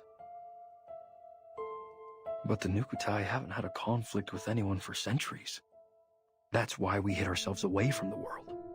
Difficult to persuade my people to do this. All we want is for our people to return to familiar soil, to feel our spirits at home. Nothing more. But Meli is already gone. Yes, but that doesn't mean we should take revenge on the outside world. It was an act of the sea itself. It would be unjust to blame anyone for it. What about the torpedo test sites designated over Malaga and Vaipuna? Aren't there people who should answer for that? It was probably just a mistake. The area they chose was far from the main islands of Nukuteao, and hardly anyone fishes there. They may not have realized that my people lived there. And the oil spill? The wastewater discharge? Were all those fish killed by pollution also just an act of the sea? Please, we're not looking for conflict. Of course you're not. After all, they've only stolen everything you've ever held dear. Her voice dropped abruptly, her next words delivered with the lightness of a feather. And arrogantly assumed every inch of this planet is theirs to exploit. War is inevitable, whether you want it or not, Nukutai. Oh, no, the mask. She gently pushes the mask forward. His dark presence is unavoidable. But if you join us, you will have an invaluable ally. Time. Grace glances at her pocket watch before slipping it slyly into her pocket. The window is closing. The sifting is about to begin. Both a prom and a prophecy. The spirit shells around Kamuta's neck burn. They cling to his chest as Has it really come to this? So quick. To revenge? His eyes flashes up to the jack mask on the table. Dark tendrils extend from it, groping at the air in a silent invitation. His spirit shells are almost scorching. Oh no. It's quite the opposite. It's salvation.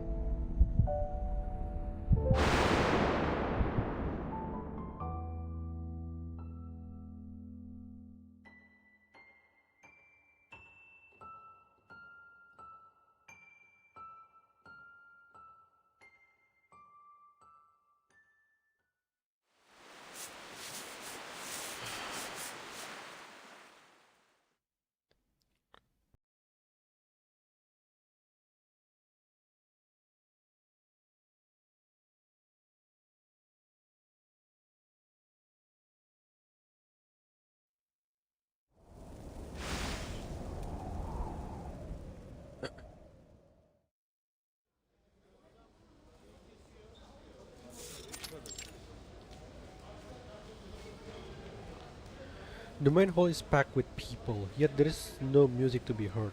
A peculiar scene indeed. Fortunately, the guests don't seem to mind. There is no stage in the world that offers a performance like this one. Signora Regulus, as I'm sure you understand, there's a great deal of effort involved in creating a concerto. From the initial spark of inspiration to the careful arrangement of the music to the skill required to play it. The fact that any concerto has ever been performed at all is nothing short of a miracle. Barcarola tone is solemn, like a steadily intensifying march. As musical director, it is my duty to select the perfect repertoire to bring delight to every listener. Then, the esteemed passengers of the Free Breeze can enjoy their dessert and wine with the finest musical accompaniment. Ugh, you can't be serious. Where's the fun in just sitting there and listening? I promise you, this lot have had more than enough lazy jazz and swooning piano to last a lifetime. We need to shake things up. Make this voyage the greatest of the century. How about some 60s rock? Oh? And wouldn't you know it, this visionary former captain has a record player right here with her. It's not the one that she lent to Laplace, right? She holds a stack of records high in the air.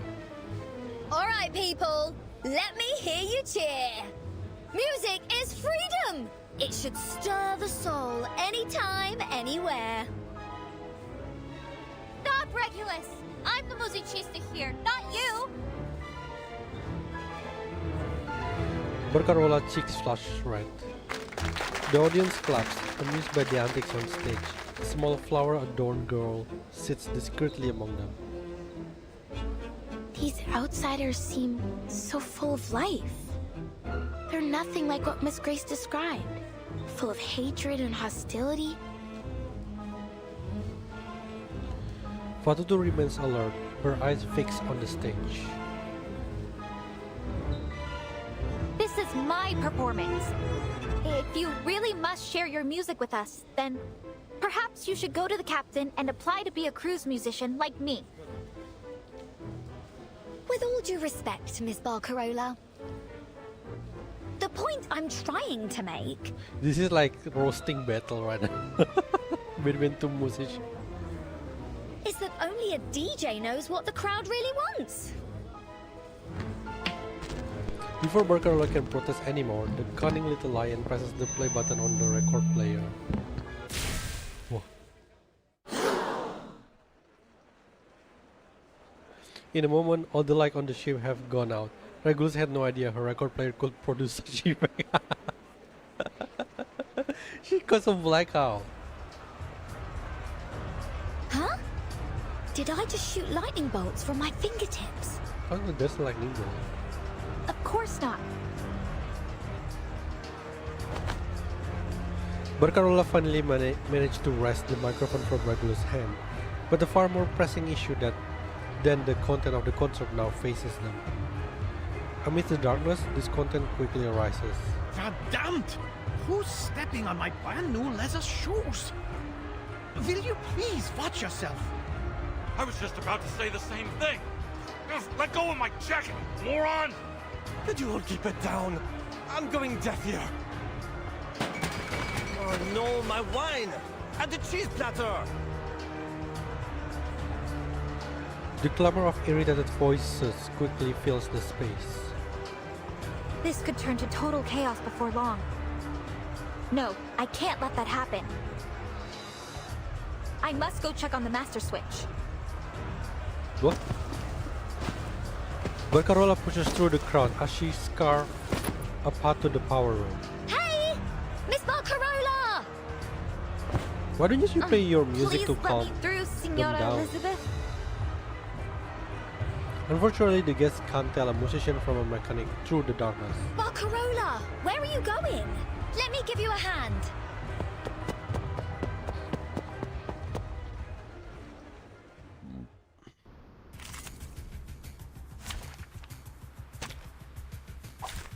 Embrace rather than resist.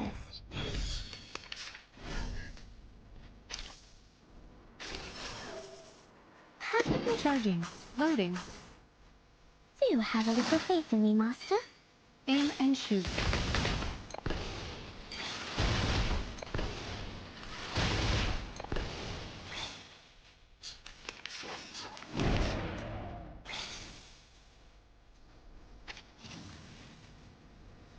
What? Perfectly fine. Feel like stars embrace.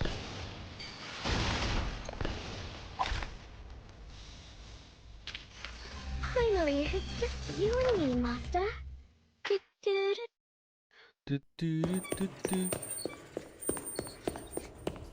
Come on! There aren't as many of them this way. Unbelievable. It's like you're an escape artist or something. I'll, take that as a compliment. It is a compliment. Thank you so much, Signora Regulus. And she's wearing glasses.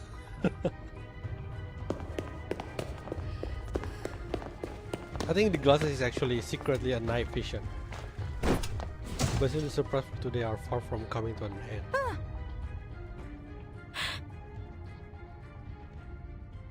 A faint light flickers across Barcarola vision, then quickly falls to the ground. What was that? Oh. A piece of rough bark twisted into the shape of a lampshade, with a compass-like root burning warmly inside, shines through the darkness. Tutu, are you okay? I'm fine. How's the Sea Mother's eye? Solid as ever, of course. It takes more than a few knocks to damage Nukatai craftsmanship. I knew getting too close to those oafs would bring trouble. Oafs? Are you calling me stupid?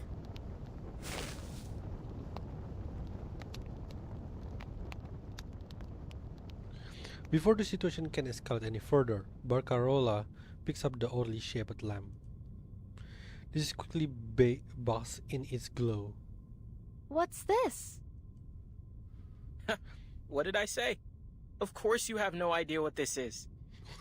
Why this kid is so smug. We form palm bark into lampshades about the size of a coconut, then tie fat-soaked compass grass inside. We call it Sea Mother's eye. Every Nukatai knows how to make one. They're way better than those noisy, buzzing light bulbs. Wait, why are we even telling her this? Wait, bulb has noise?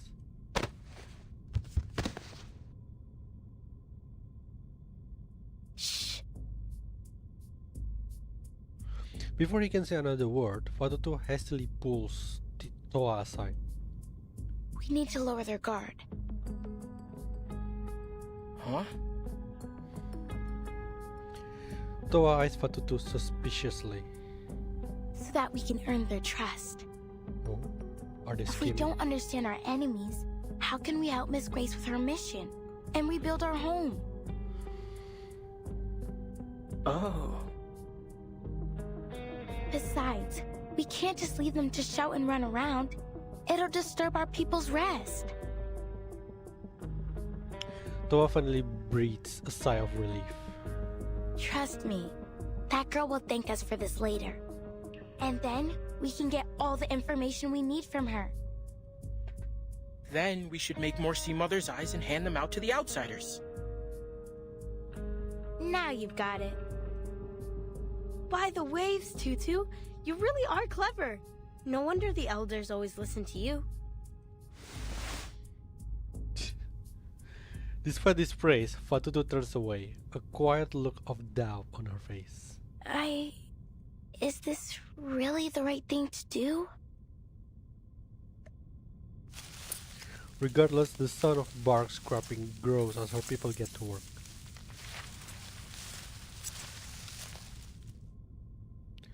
One by one, the Sea Mother's eyes light up. Looks like a lantern. They are passed through rough and soft hand alike, illuminating bronze skin, flax-colored skies.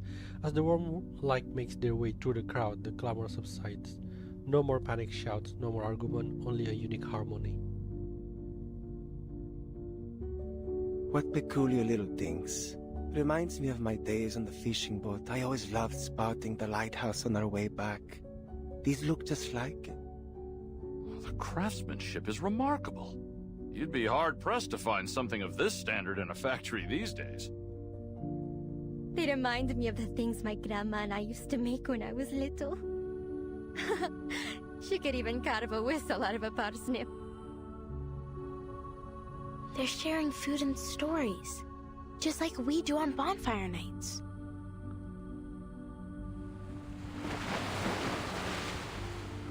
Fatutu glances at her fellow Nukutai. Relief, memories, and longing are etched into their face.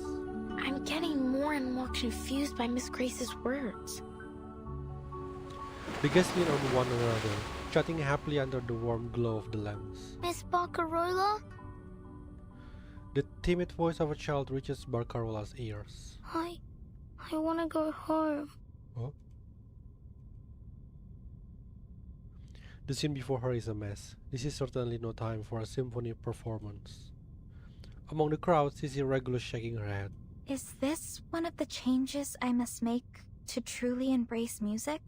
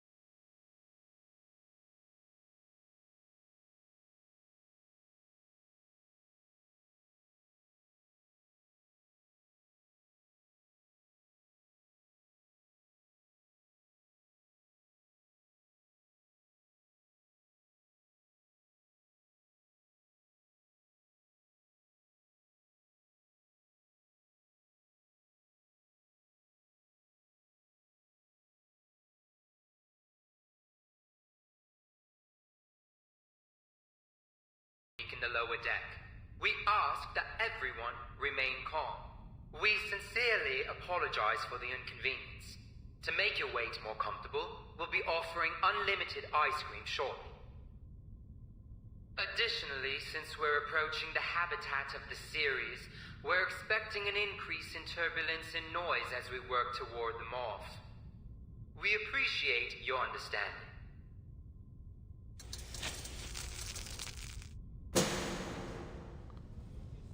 Ah, so bright! The hall brightens again, and the guests bid one another farewell, the lamp still tightly held in their hands. Barcarola exhales deeply as Regulus approaches her, a smug look on her face. See? What did I tell you? Music works wonders. Anytime, anywhere.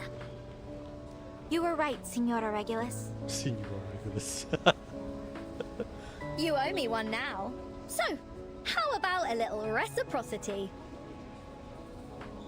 She rubs her fingers together mischievously. Say, letting me have a rock session on the ship? Do you promise you won't cause any trouble? Cross my heart. All right, you can do it. Wait, but we're not supposed to attract attention. Regulus, stop!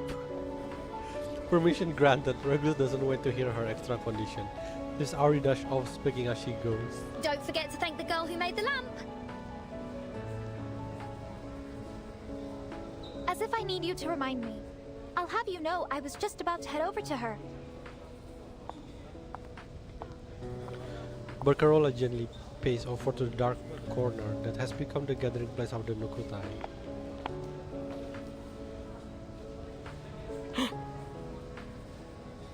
Tutu was right. The stupid girl's back. Shh. Huh? I must say, I don't appreciate being called an oaf or stupid. But I would like to thank you for your help back there. What? On behalf of the whole crew, you have our respect. Oh. What do we do now? Tutu never said they'd be so friendly. The bewildered islander exchanged glances. Tutu? Where did she go?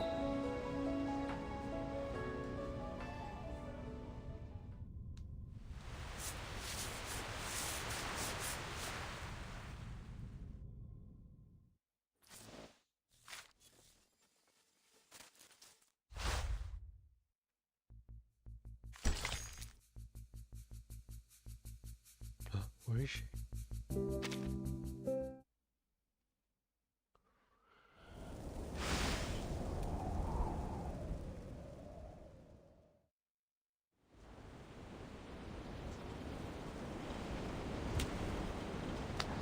I've learned so much about the outside world since I boarded this ship. So, why do I feel even more confused?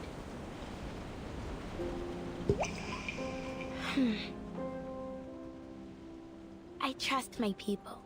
They're good and kind, and they've never lied to me. You just have to look at their spirit shells to see it. The songs and dances of Melly nourish the shells, and the purity of my people's souls color their surface in the most beautiful patterns.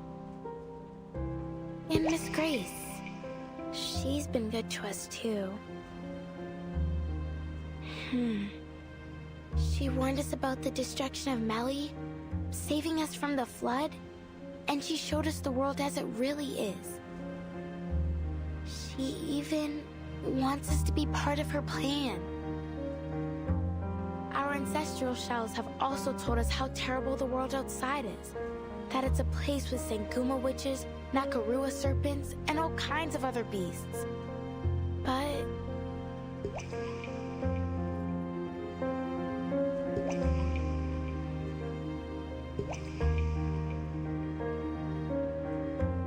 Those scenes replay again and again in her mind.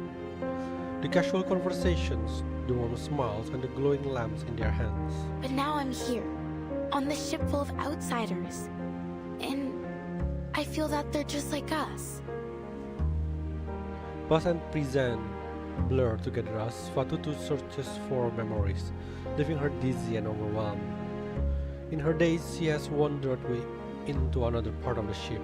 It isn't until a voice snaps her out of her thought that she realizes where she is.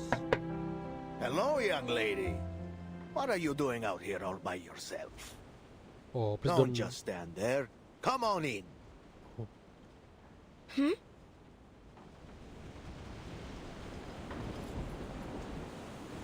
Sorry. I didn't even realize where I was going. One helmsman give her a hearty pat on the shoulder. No need to apologize, my dear. You are more than welcome. You saved us old folks from sitting here in silence till we reach shore.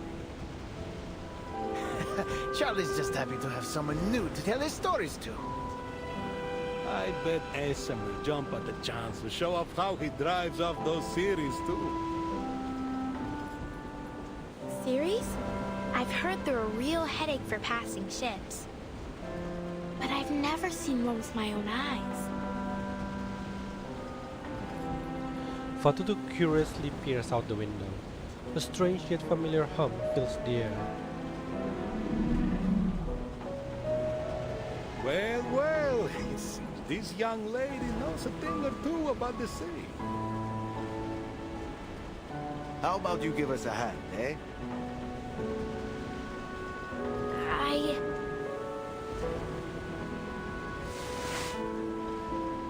He extends a rough hand to her. Fatutu takes a hasty step back, but the hand remains warmly held out before her.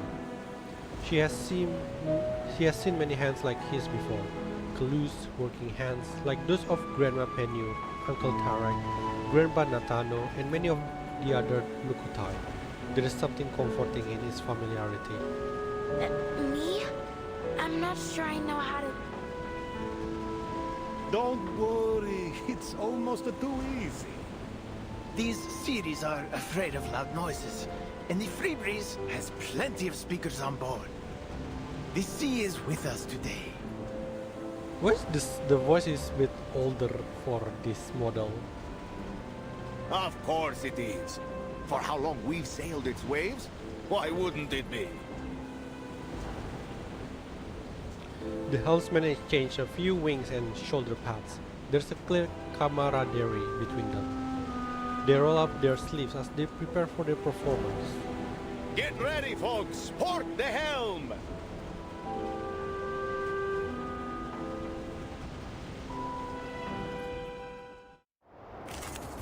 Oh. Which of these darlings shall we attend to first? What is that? Is that a bird? Is that a fish? Their design of enemies actually really creative. Charging, loading. Do you have a little faith in me, Is Master? it a shield? Target confirmed. Whoa. Okay, I just realized this is a boss battle. Flee, mortal, with dark embrace. Luckily, I have Andrew.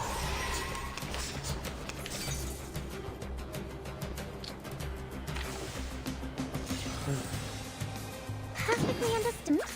Charging, loading. Flee, Whoa. mortals.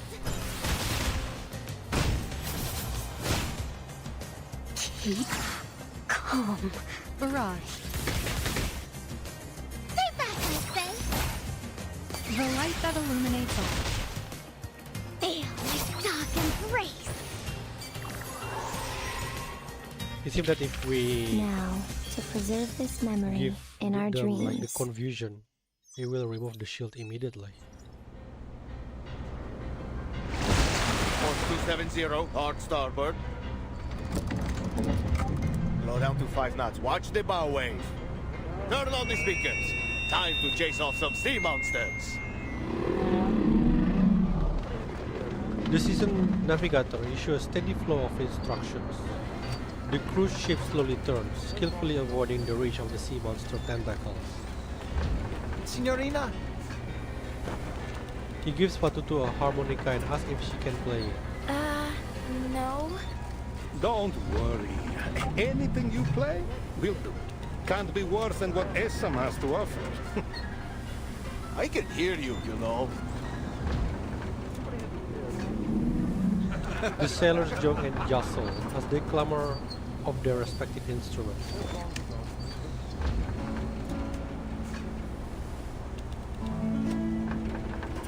I grieve to leave my native home. I grieve to leave my comrades all.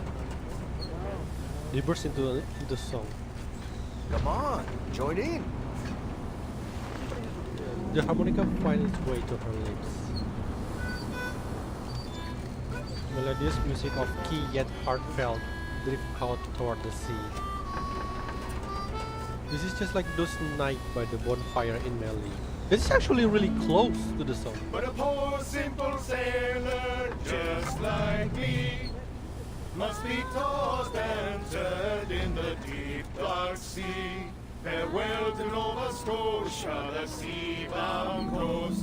Let your mountains dark and dreary be. For when I'm far away on the briny ocean tossed, will you ever heave a sigh or a wish for me?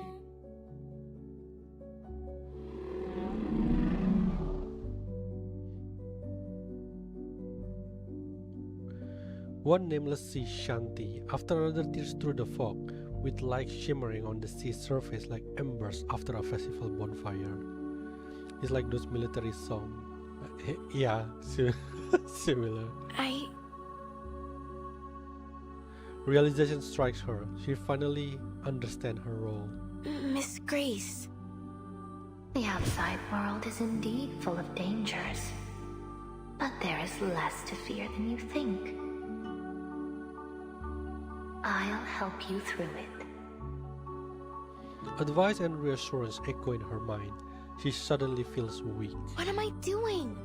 Oh. Sorry, I have to go. She scurries off. It's great.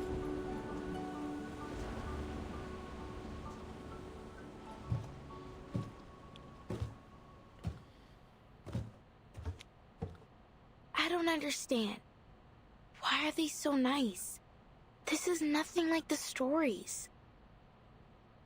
Her question hangs in the air, and so too does a knuckle at the door. Come in. Is that Fertin?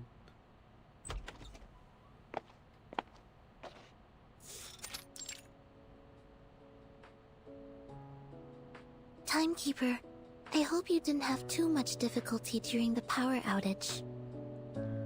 Not at all, Sonato.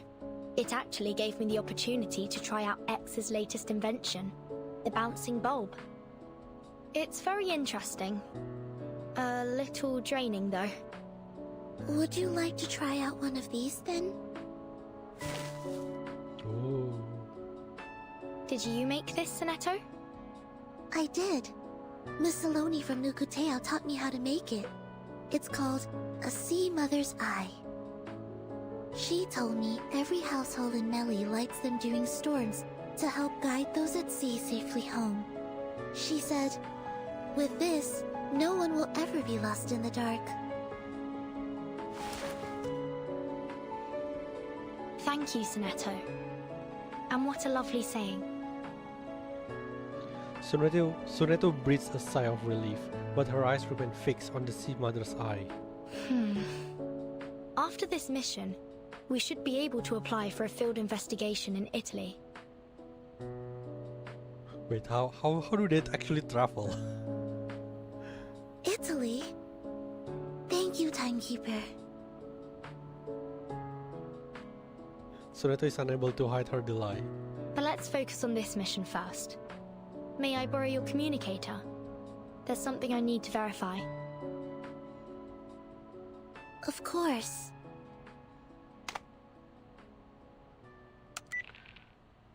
Connecting to Madam Z of the St. Pavlov Foundation. The person you're trying to reach is currently unavailable due to communication interference. Please leave a message after the beep. Huh? It does not even beep.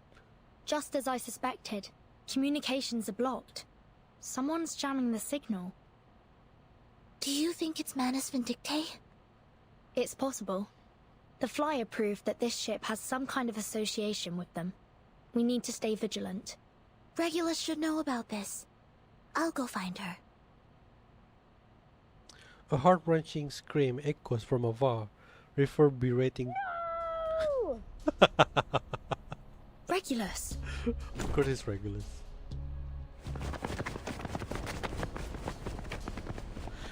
They hurry over to the source of the scream. Regulus, are you alright? Soneto stops in her tracks. The scene before her is all too familiar, for it has played out countless times at the LSCC. Beautiful day, isn't it? Ignoring the fact that Regulus just dropped her sunglasses, Ulrich calmly pours coffee into his energy intake. Mr. Ulrich? What are you doing here? At least Ulrich actually changed his clothes. The ferrofluids swirl in a distorted arc. Good day, timekeeper, researcher Regulus, Miss Soneto. This really the disguise you went with? Wait a minute. I feel like you guys are basically not wearing any disguise. Vertin, did you know he'd be here? Listen, there's no way I'm paying for even half an extra ticket. In fact, he should be paying for me. Well, this might take a while to explain.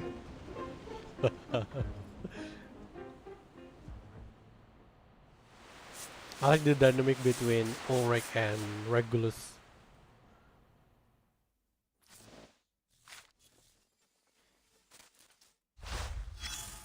When Regulus screamed no, I thought it was like Ulrich going to throw the the disc.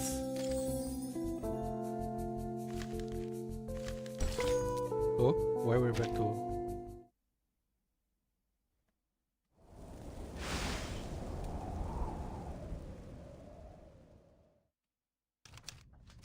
An unofficial meeting on the artificial storm project was held before the Free Breeze set sail from Australia. Did you wake up with a glitch this morning, Ulrich? The storm has already taken so many lives, and now you're planning to intentionally bring another one upon us? Quit your worrying, Jonathan. The artificial storm will be under strict control, and you're not even on the research team. Besides, there are some issues we still need to fix, so we've come to a bit of a standstill for now. I promise you won't wake up to find the building engulfed by the storm. Sorry? Are you saying that you've already started? Ulrich, I have to warn you. Ever since you found that satellite, you've been pushing past the limits of Laplace's regulations. That's a huge headphone. You've accessed materials from other branches, used valuable resources for your own purposes, and run experiments without proper clearance. What baseless claims, Penelope? I'll have you know that everything I've done has been approved by the HQ director. Director? We don't have a damn director! Eh? What about Hoffman? But we do have a substitute director, so there. He gives a pointed nod in Enigma direction. For the last time, I'm not the substitute director. No one can substitute for Madame Lucy. I miss Lucy.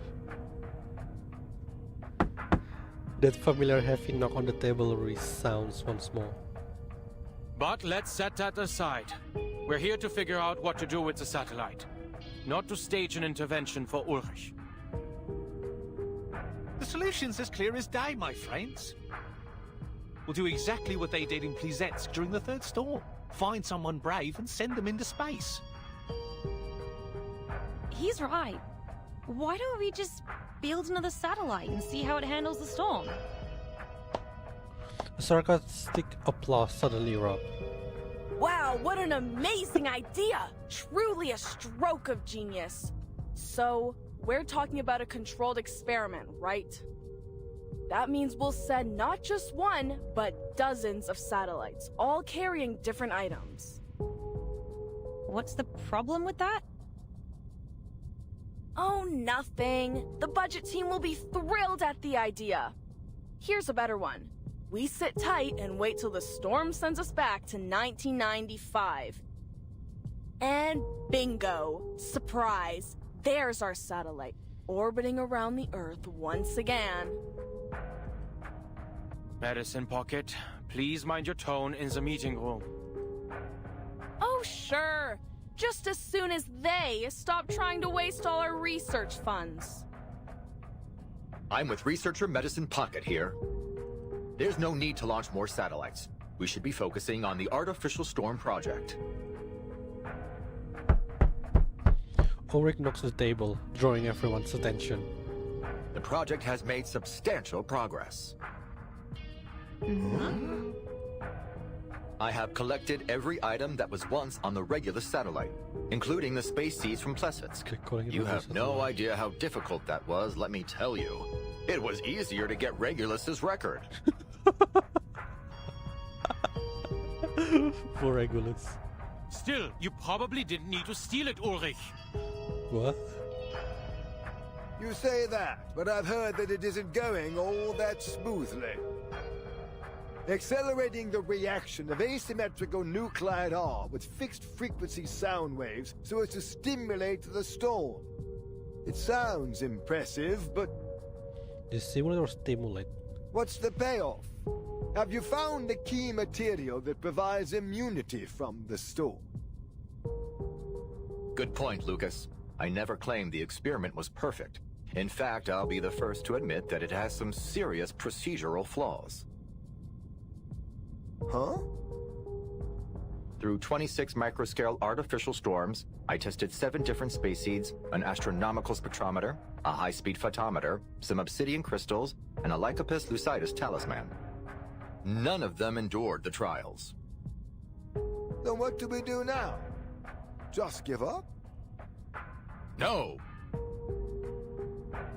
Ulrich awkwardly cleared his throat. But I have used all the asymmetrical nuclide R that we had in the warehouse. What? Medicine Pocket springs to their feet like a shocked animal. Sit down, Medicine Pocket. Jonathan, go get some stress ball. No! I can shout all I want, okay, Substitute Director? Medicine Pocket slams the table, sending papers flying. Ulrich! All the asymmetrical nuclide R, it's all gone? I had to use it. It's just standard consumption, like in any other experiment. And I got results. With that amount of resources, of course you'd find something, dumbass. Even a broken clock's right twice a day. Keep at it if you want. You're gonna smash that dead end head on. I don't see why you're commenting on my work. We're not even in the same department. Ulrich presses down on the table to ease the vibration shaking the ferrofluid in his tank. Because you used my materials! That was most of the nuclide R from both Laplace and the Foundation! You have to be kidding me! You get all you want while I'm here like some chump filling out endless forms just to get a few drops! The badge on Medicine Pocket chest creaks under the stress of their shouts. Next time, just give me the funds and nuclide, and I'll be more than happy to run a few laps in the storm with that crap from the satellite and see what happens. We would never endanger the life of a researcher like that. That's why we should launch another satellite. No need to risk anyone's life, especially since we got plenty of colleagues with aeronautics experience. Can't do that. Our best space expert is still in the Laplace care unit.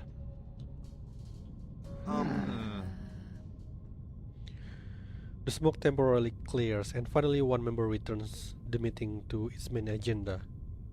So, Ulrich, what's the next step with your experiment? Wait, how do you know? Okay, see you, Julian. I'm taking it outside, of course. The richest deposits of asymmetrical nuclide R aren't in the lab or the Foundation's warehouse. They're out there in the real world. We've been overlooking how the density of nuclide R has affected our experiment results. Come on, Ulrich, that's just an excuse. Where would you find a higher nuclide R density than in a Laplace lab? That might be the exact problem. The environment here is too controlled, too clean. The storm has never been the manifestation of order, but of chaos. And how exactly do you plan on finding chaos? The scientists are fighting tooth and nail to secure the budgets for their individual projects. Everyone, please! If we just sit here arguing instead of getting out there and doing something, those sneaky researchers at Institutum Lawrence are going to get ahead of us! He slams the butterfly pattern envelope heavily onto the table, adding yet more fuel to the fiery chaos. Lawrence? That strange secret society? Let's see what kind of bull they're spouting this time. No medicine pocket, just toss the letter into the shredder.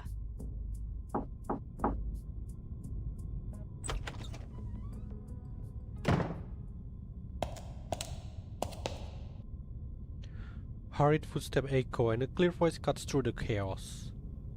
Ladies and gentlemen, my apologies for interrupting your debate. The St. Pavlov Foundation has passed a new resolution. Hey, wait, if Simone is here, does it mean that Lucy also here? Or she doesn't join the holiday?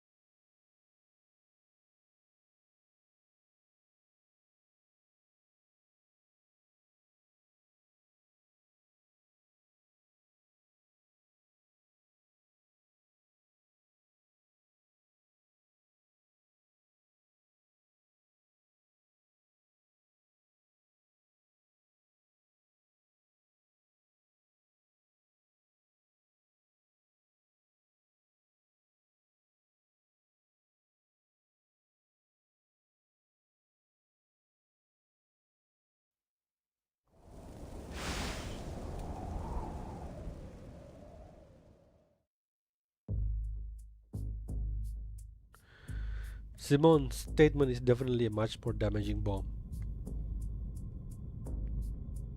Miss Simone, did you just say something about the Foundation? Are we not moving off topic? We were discussing our efforts to identify substances immune to the storm. What is all this about the Foundation? no idea, but it's sure to be the most cheerful, positive, wonderful news. That'll teach you to run Madam Buckethead out of town. Now it's going to be those Foundation dimwits calling the shots. Ha! I won't stand for the Foundation ordering Laplace around. I'll set things straight with them later. You have my word. He raises his hand in exasperation before promptly dropping them and slumping back into his chair. In fact, Miss Simone, you may relay my message now. I understand your concerns, Mr. Enigma, but given our present circumstances, the Foundation's involvement may have a bright side. She unfolds a neatly prepared document. The resolution the Foundation relayed to me was principally concerned with your artificial storm project, Mr. Ulrich. Huh? What? Did you switch gears on us, Ulrich? For Flux's sake, all I did was ask for a little support. Speaking of, the Foundation also sent through their approval for your other requests. Mostly anyway. They agreed to supply the majority of your requested materials, including replenishing a portion of our asymmetrical nuclide R, and they've dispatched field investigators to assist us. Additionally, they've done preliminary screenings on the locations you mentioned and confirmed they meet the specifications of our experiments. The Foundation has never been this generous with us before. Huh. Joy rushes through Ulrich. He feels almost in a daze. Don't go popping the champagne just yet, Ulrich! Our new bosses aren't going to come anywhere close to replacing all the asymmetrical nuclide R you've wasted. Ulrich ignores them, his gaze fixated on the letter in Simon's hand. Still, it's all too easy. What's the catch? They want to witness our results. Firsthand. What? The table is smacked once again. Deal! Someone, anyone, take down the minutes. Arik pounds the table once more, sending waves through the ferro fruit. They also sent over another possible location that they haven't been able to confirm. A ship. Is it another Regulus one? The Foundation has requested that you investigate it personally. Oh, the cruiser. The Timekeeper will brief you on the details. Fine, fish tank. You're off the hook for now.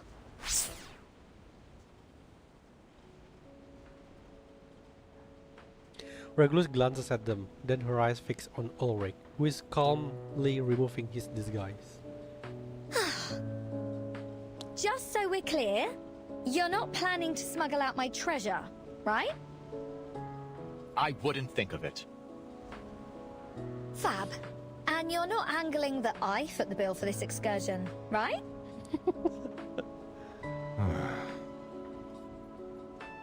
Ulrich clears his throat before steering the conversation back on track. The Foundation's intel appears accurate. After some preliminary checks, I'm certain this will be an ideal locale to conduct our experiments. I've never seen such intense readings of asymmetrical nuclide R outside of the storm. Now hold on a minute, Ulrich. The ship? You're not about to take a swim, are you? Only if necessary. With my record? You've got to be off your rocker, mate. Ulrich quickly abates her protestation by presenting her with the record. Not at all. It's time it was returned to its rightful owner. She embraces the record like an old friend. Oh, my darling. Oh, my treasure. Welcome home. Oh, I'll broadcast your tracks on Radio Apple for 72 hours straight and hold the rookinest party ever just for you. Oh, you've got my word. The joy of this reunion pours out of her before a graver possibility flashes across her mind. Hold on. You're not about to withhold my funds, are you? Fret not, Regulus. Given its special significance to you, we made its composition analysis our first priority. Now that the first step is done, I'm more than happy to return it to you. But what about your experiments? Clutching her little thing in her hands, Regulus hesitates, then reluctantly hands it to Ulrich. Ulrich clears his throat again, donning the feigned formality of his disguise once more. Not to worry. I've already made arrangements.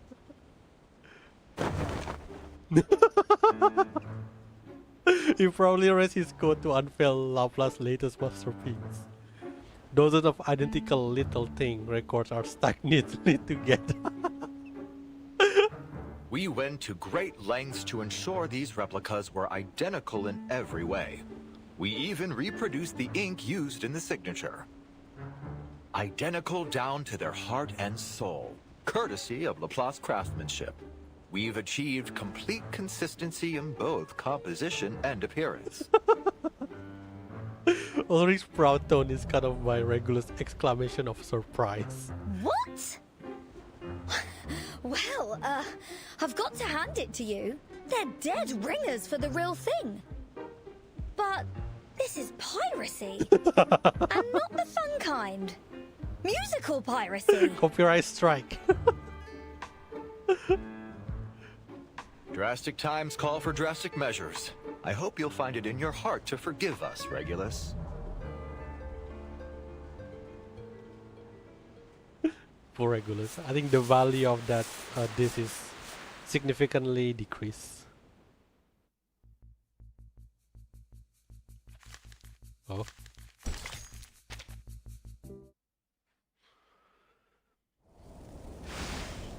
The hateful hometown.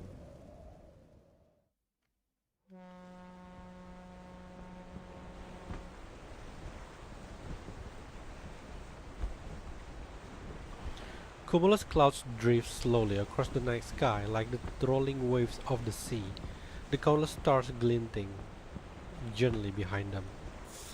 The damp sea breezes has laid a heavy layer of moisture on the surface of the ship.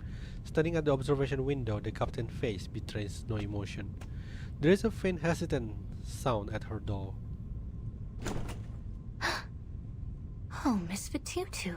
I hadn't expected you to visit. She didn't knock. Grace's face lighted up, every inch radiating joy. She eagerly opens the door, affectionately pulling Vatutu into the room. I must say it's a welcome relief from the onslaught of greedy businessmen and boorish officials. All puff and no substance. Bloated, lifeless. They remind me of a few specimens of decay from my collection.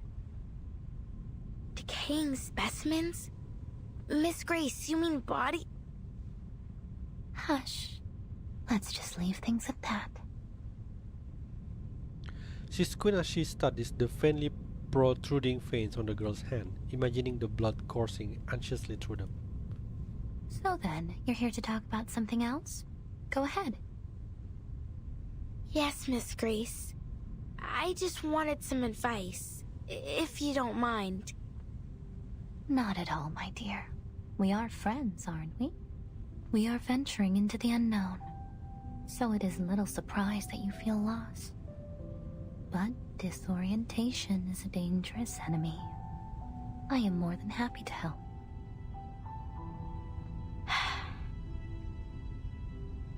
Relax and keep an open mind, dear. We have a long night ahead. A few soft, subtle noises come from outside, but they are not enough to disrupt the intimate conversation between the two. Grace sets down her pocket watch, her gaze drifting past the slightly ajar door, a faint smile teasing her lips. The thing is, I tried to ignore the outside world, just like you said, but I failed. Vatutu instinctively lowers her head. The idea of raising a spear against people I know so little about, even if it was to avenge my home. I felt I had to learn more about these outsiders, to understand them. I'm sorry I went against your advice. I thought that learning about them would harden my resolve. I thought that I would hate them from the depths of my soul. That the hatred would be so strong that I'd feel no remorse. That I would see in them what you and Manus Vindicte do. But... In the face of her wavering resolve, Fatutu bows her head in shame. instead, after interacting with the people here, the noisy music hall, the bustling tourists, the bright lights, the sea shanties, they all linger in her mind. But Tutu, my dear, there's no shame in having second thoughts. The gentleness of her response leaves Fatutu momentarily stunned. How could you not? This was but your first glimpse of a world so much wider than you knew. But you'll soon realize that it is nothing more than a dying corpse. Its lungs still clinging on to its last breath. The face rots first, you know. It's a nasty scene, I assure you. Those shrinking, putrefying eyeballs are always a headache for taxidermists. Next, the chest cavity. It rots out from the inside, bloating with noxious gases produced by its decomposing flesh, until it's ready to pop like a party balloon. Even at this stage, if you were to hold your breath and look only to the limbs, you might marvel at the artisanship. Such a perfect creation. Yet it dies all the same. So it goes. Fatutu has never encountered such a warm and spirited captain before. Do you see the world any clearer now? Take your time. Think it through. Grace slightly taps her finger on the board beside her, as if keeping time with the faint footstep outside. Lost in thought, Fatutu remains oblivious to it all. The outsiders are different from what I expected. Miss Grace, are you sure they're truly evil?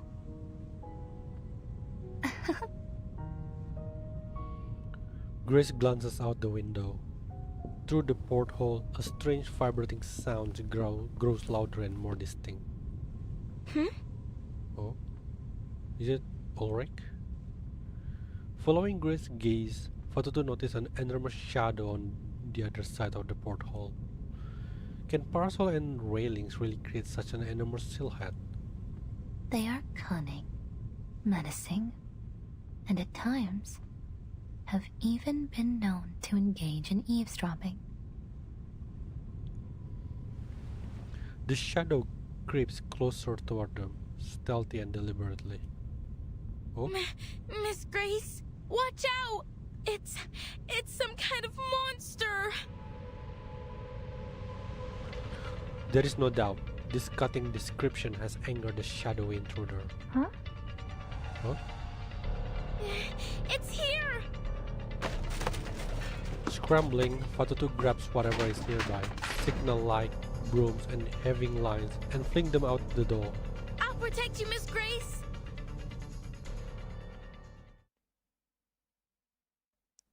Huh? Who was that?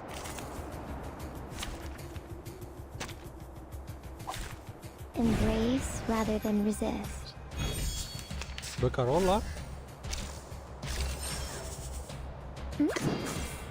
Loading. Charging. Please, allow me. Target confirmed. Flee, mortals! What an awful racket you made. Faraday's miracle. This is a breach of Free Breeze Passenger Edge. Feel my dark embrace. And now, to return to my long...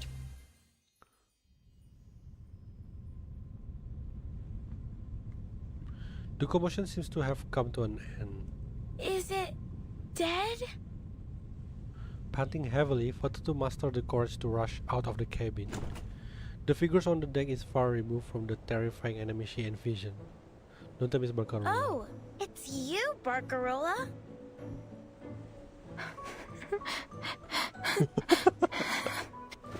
familiar tear-streaked face emerges from the aftermath of the chaos. The captain, however, seems unfazed by the disheveled state of her crew's staff. Miss Barcarola, what a pleasure to see you. Have you lost your mind, Fatutu?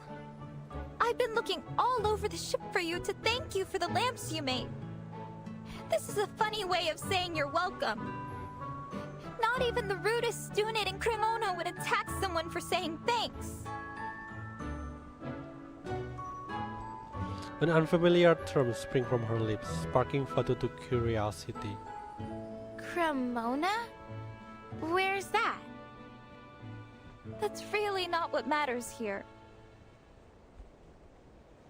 Settle down, please, ladies. This was only a small misunderstanding, wasn't it? You're the one who make it the misunderstanding. As both your captain and your friend, I hope that you might be able to resolve this. I do believe I could see you two becoming fast friends. The captain's overtures are anything but subtle. Fatutu here is eager to learn about the outside world. And I'm sure you must have many stories to share, don't you? Consider it a favor, in exchange for those sea mother's eyes. It simply wouldn't do for a captain to leave these two in such a state. Why don't you take a seat, Miss Barcarola? Oh. She moved aside, extending two delicate hands to them.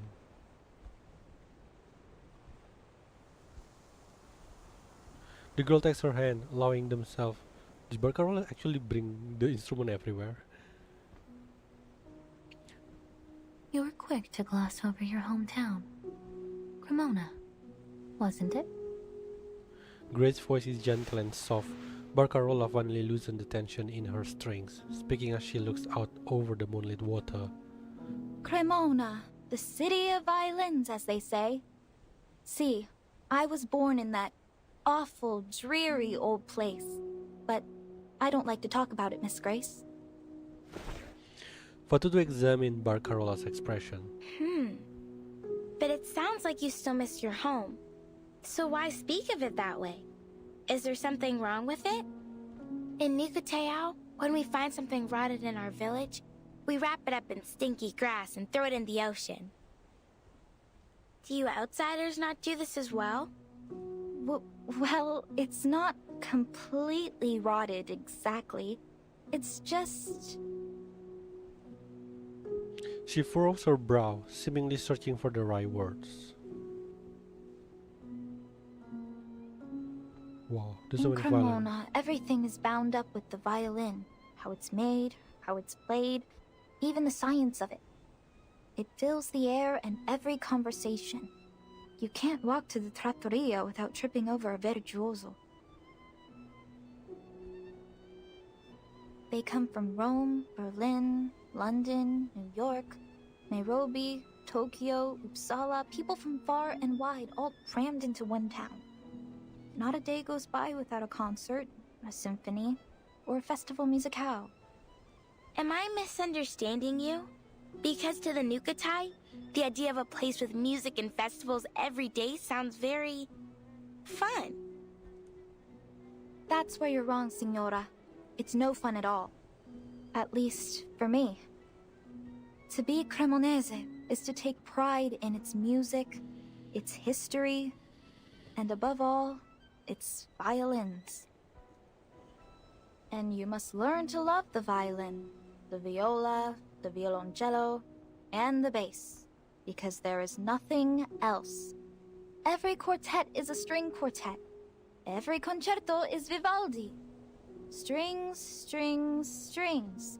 The monotony is unbearable.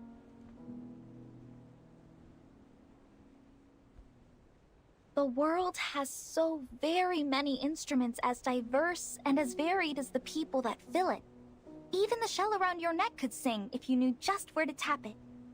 But not in Cremona. That's why I speak of it that way, Fatutu. Because if I had stayed there, I would never have seen the music of the world and its instruments, and my crackling box would never have been able to know their sounds. The Nukutai don't have many instruments. Not so many as you, anyway. But we were never bored with what we had. I'm certain that your island holds great beauty beyond its music. If ever we grow tired of singing and dancing, we'd go searching for shells or swimming in the reefs. You still have much to learn about the world beyond your islands. Then you have no intention of ever returning home, Miss Barcarola? A seemingly most ordinary question. Return? No, never. They're too set in their ways. Like old fossils. My vision of music grew beyond them, and I did too. Barcarola cups her hands around her mouth and hollers out into the fog I cover. won't force myself back into their little world! Your determination is admirable indeed. Glad to hear it. Then my position is safe for another day. How could it not be? You are the very star of the free breeze. Uh-huh. Barcarola's face lights up with renewed pride. What about you, Miss Grace? You've never told us about your home. It's a place of little interest to anyone. Not even worthy of naming. Her demeanor is far more composed than the rambling chatter of Barcarola. They say a musician must be free of attachments to be truly creative. Perhaps Grace this is literally true of acting like captains a as well. mother. She kinda is, yeah. She like trying to make these two siblings make up basically. No, that can't be right. The Nukutai believe that to stray from our home is the death of the spirit. If we travel too far and too long, our spirit shells develop cracks that no amount of Nuku glue can mend. And from these cracks come an intense sadness. The elders call it homesick. Homesickness. See, we have this word as well. The sailors aboard often ask me to play the songs of their youth when they're missing their homes. So many different melodies. Thankfully, my crackling box has all kinds of instruments to suit their needs. Yeah, how does this instrument work? I'm curious if it's actually possible to make that. I imagine it must be difficult for your people now. If you'd like, I could learn to play some of your songs and perform them.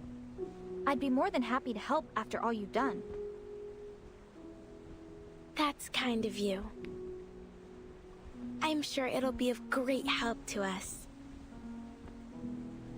I'm more than happy to help, Patutu. It is my job after all. The girls' conversation seems to stretch on forever, but the increasing frequency with which they rub their eyes clearly marks the passage of time. They suddenly become bestie. Eventually the sun climbs above the sea, painting its surface a satin blue, and as the ship's horn sounds, gentle ripples spread across. It appears the sun has caught up with us, ladies. Wow, until the morning? They actually speak until the morning. Mamma mia! The concert! I thought she gonna call Mama. Miss Grace Mama. Her arcane skill can combine things, oh that's very convenient. As she rubs her eyes, Barcarola catches a glimpse of the captain lightly shaking her pocket watch and remembers something equally important. I promised Signora Regulus a rock and roll concert, but I haven't even asked her what instruments she needs. Oh no. Did Regulus' name is actually famous in Manus? Ciao ragazze! With hurried footsteps clattering down the stair, Barcarola quickly vanishes. Thank you for talking with us, Miss Grace. She has waited for Barcarola to be clearly out of sight before speaking. Don't mention it. I only hope that it was helpful for you. I have one last question. I was wondering, how do you stay so determined?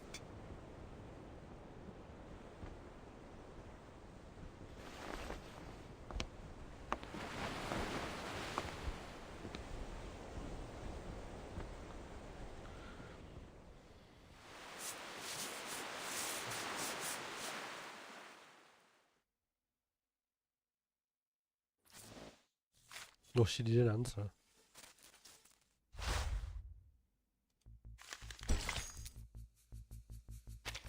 Oh, it's gonna be Concert of Regulus? Clashing genre. I think they're gonna do duet then.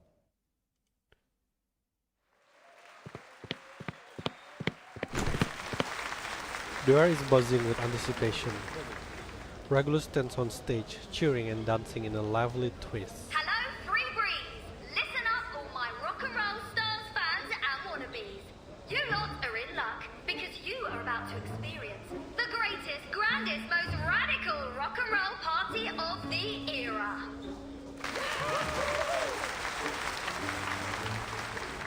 Now get up on those feet and drag those little legs of yours on deck, because it's time to get those old bones jumping. Just think, folks, one day you'll be sitting by a fireplace telling your grandkiddies that you were here. This is the night you become a legend. She's a good talker and advertiser. Ciao, Regulus. Barcarola bursts into the room. Well, if it isn't our star musicista. Musicista. This isn't what we agreed on. I thought we'd make our preparations together. What preparations? Barcarola pats her chest as she tries to steady her breathing. To begin with, we must do a survey of our guests' musical preferences, then prepare a song list to match. Then we must carefully organize our transitions to optimize the flow of the concert. Wait. There's too much planning. Arrangements. Concert. What are you on about? This is rock and roll, love. A proper rock and roll party. No arrangements? No song list? This isn't what I was taught to do in Cremona. As musicians, we have a responsibility to ensure that every listener enjoys an exquisite and seamless experience. We must allow them to savor the emotion and artistry of each piece. Sounds a bit stuffy, doesn't it? Come on, no reason to get all hung up on the details. Music is freedom. The only thing that matters in rock and roll are the vibes. Regulus clearly holds no space for unnecessary formalities. You don't use your brain, you feel it in your heart, babe. Guess your miserable old music teachers never taught you that, eh? Barcarola furrows her brow, but eventually her expression relaxes. Fine. But just to be clear, next time we do it my way. Cheers, love! You're an inspiration to musical directors the whole world over. So does that mean that it's going to be next time? Flattery is often more effective than any incantation. You can find the record player in the locker backstage. Regulus immediately darts backstage. Turn off the light. Connect the sound system, check the stylus, pick a record. Position the tone arm, raise your hands high, and get ready for a... Is this what you call heavy metal? Not yet. What's that? No! First up is an iconic taste of psychedelic rock. But I haven't even found the power socket yet. The clanging of metal echoes from the lower decks, growing louder and clearer. Then an eerie otherworldly shrieking follows. It's not the music! Followed by what feels like an earthquake. While the guests exchange uneasy glances, Sonata has sensed that something is amiss. Timekeeper, those sounds are familiar, aren't they? Metallic percussion sounds, sprinkled with screams of pain. His manus vindicte. Those black and bizarre metallic creatures rear their heads once more.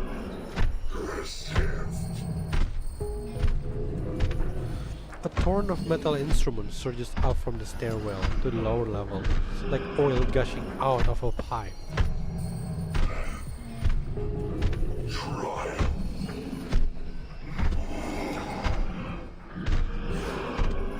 The sudden commotion sends the guests into an uproar. They huddle together, whispering nervously to one another. What? These persistent pests again? Which hellhole did they crawl out of this time? Don't worry, Senora Regulus. I won't let them disturb your rock party. Whoa. She stands calmly fiercely before them. Oh, but fiercely before them. You oafish barnacles are ruining the atmosphere and scaring our guests. I very much doubt you're doing this with the approval of Captain Grace. You should be working in the engine room, not making noise up on deck. Have you all forgotten the Seafarer's Code of Conduct? They appear unmoved. The Foundation investigators step forward, immediately taking command of the situation. Sinetto, Regulus, get the crowd out of here. Get ready to engage with these Manus thugs. Understood. Miss Barcarola, I'll ask you kindly to step back from these brutes. Please, Senora. There's no need for alarm. I know they may look a little strange, but they're just engine crew. They work here. And as such, as our musical director, I have some authority over them. Moreover, it is my duty to ensure all our guests have a safe and enjoyable stay. Now I see how the Manus kept themselves hidden. Fatutu quickly finds herself trapped amid the restless crowd. She stands on tiptoe, dazzled by the countless overlapping shadow and rays of sunlight. Is that Barcarola? What's she doing over there? Amid curious and astonished gazes, Barcarola gradually approaches the dark mass of Manus followers. If you've come to be entertained or perhaps for some music lessons, I would be more than happy to assist you in the crew quarters later. However, your musical talents will not be needed at this time, as we already have a scheduled performance. She's so oblivious to the current situation. No hit is taken, instead the hammer is raised high. Stop then!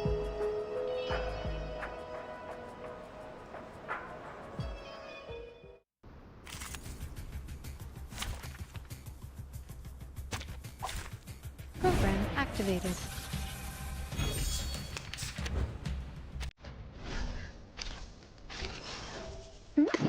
Loading. Charging.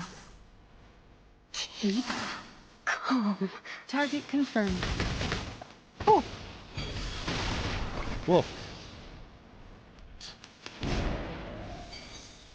Surprisingly squishy. Loading. Charging. Perfectly understood. Faraday's miracle.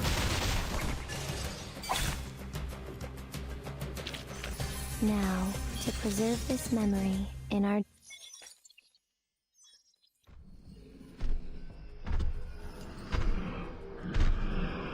More and more Manus disciples fill the perimeter of the hall, surrounding those inside like trembling panicked sheep. What's happening? Why are they acting crazy? She stands resolutely, putting herself between the guests and the crazed Manus disciple, her heavy breathing condensing on the neck of her crackling box. As the musical director of the Free Breeze, I can't allow you to harm our guests. Enough of your nonsense, foolish outsider. A flash of cold light streaked through the air. No! Popo protect! Popo protect. A shell-shaped ripple appears, deflecting the icy arrow. Are you okay, Barcarola? Don't tell me that was Toa? Fatutu darts out from the crowd, rushing over to Barcarola, with no regard of the surprised stares of the Nukutai behind her. What are you doing, Fatutu? That is an outsider. Have you forgotten your duty to your people?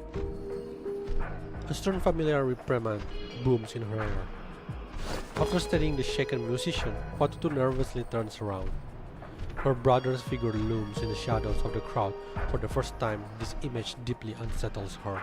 No! Never! But... Kamutsa, this is not defending our home. And it doesn't feel like avenging it either. What we suffered was not these people's fault. There has to be a better solution to all this. This isn't our way. It isn't right. But Dudu stares fearfully as her brother draws closer. As he comes into the light, she finds herself staring into a face that is both familiar and strange. Kamutsa! Oh no, don't tell me he wear the mask. Oh, nah. Kamuta gently shakes his head. Inky black liquid drips from the seams of his mask. Fatutu, we have no choice. No, brother, why? You are so blinded. Well, because you wear the mask. The mask literally closes his eyes, basically.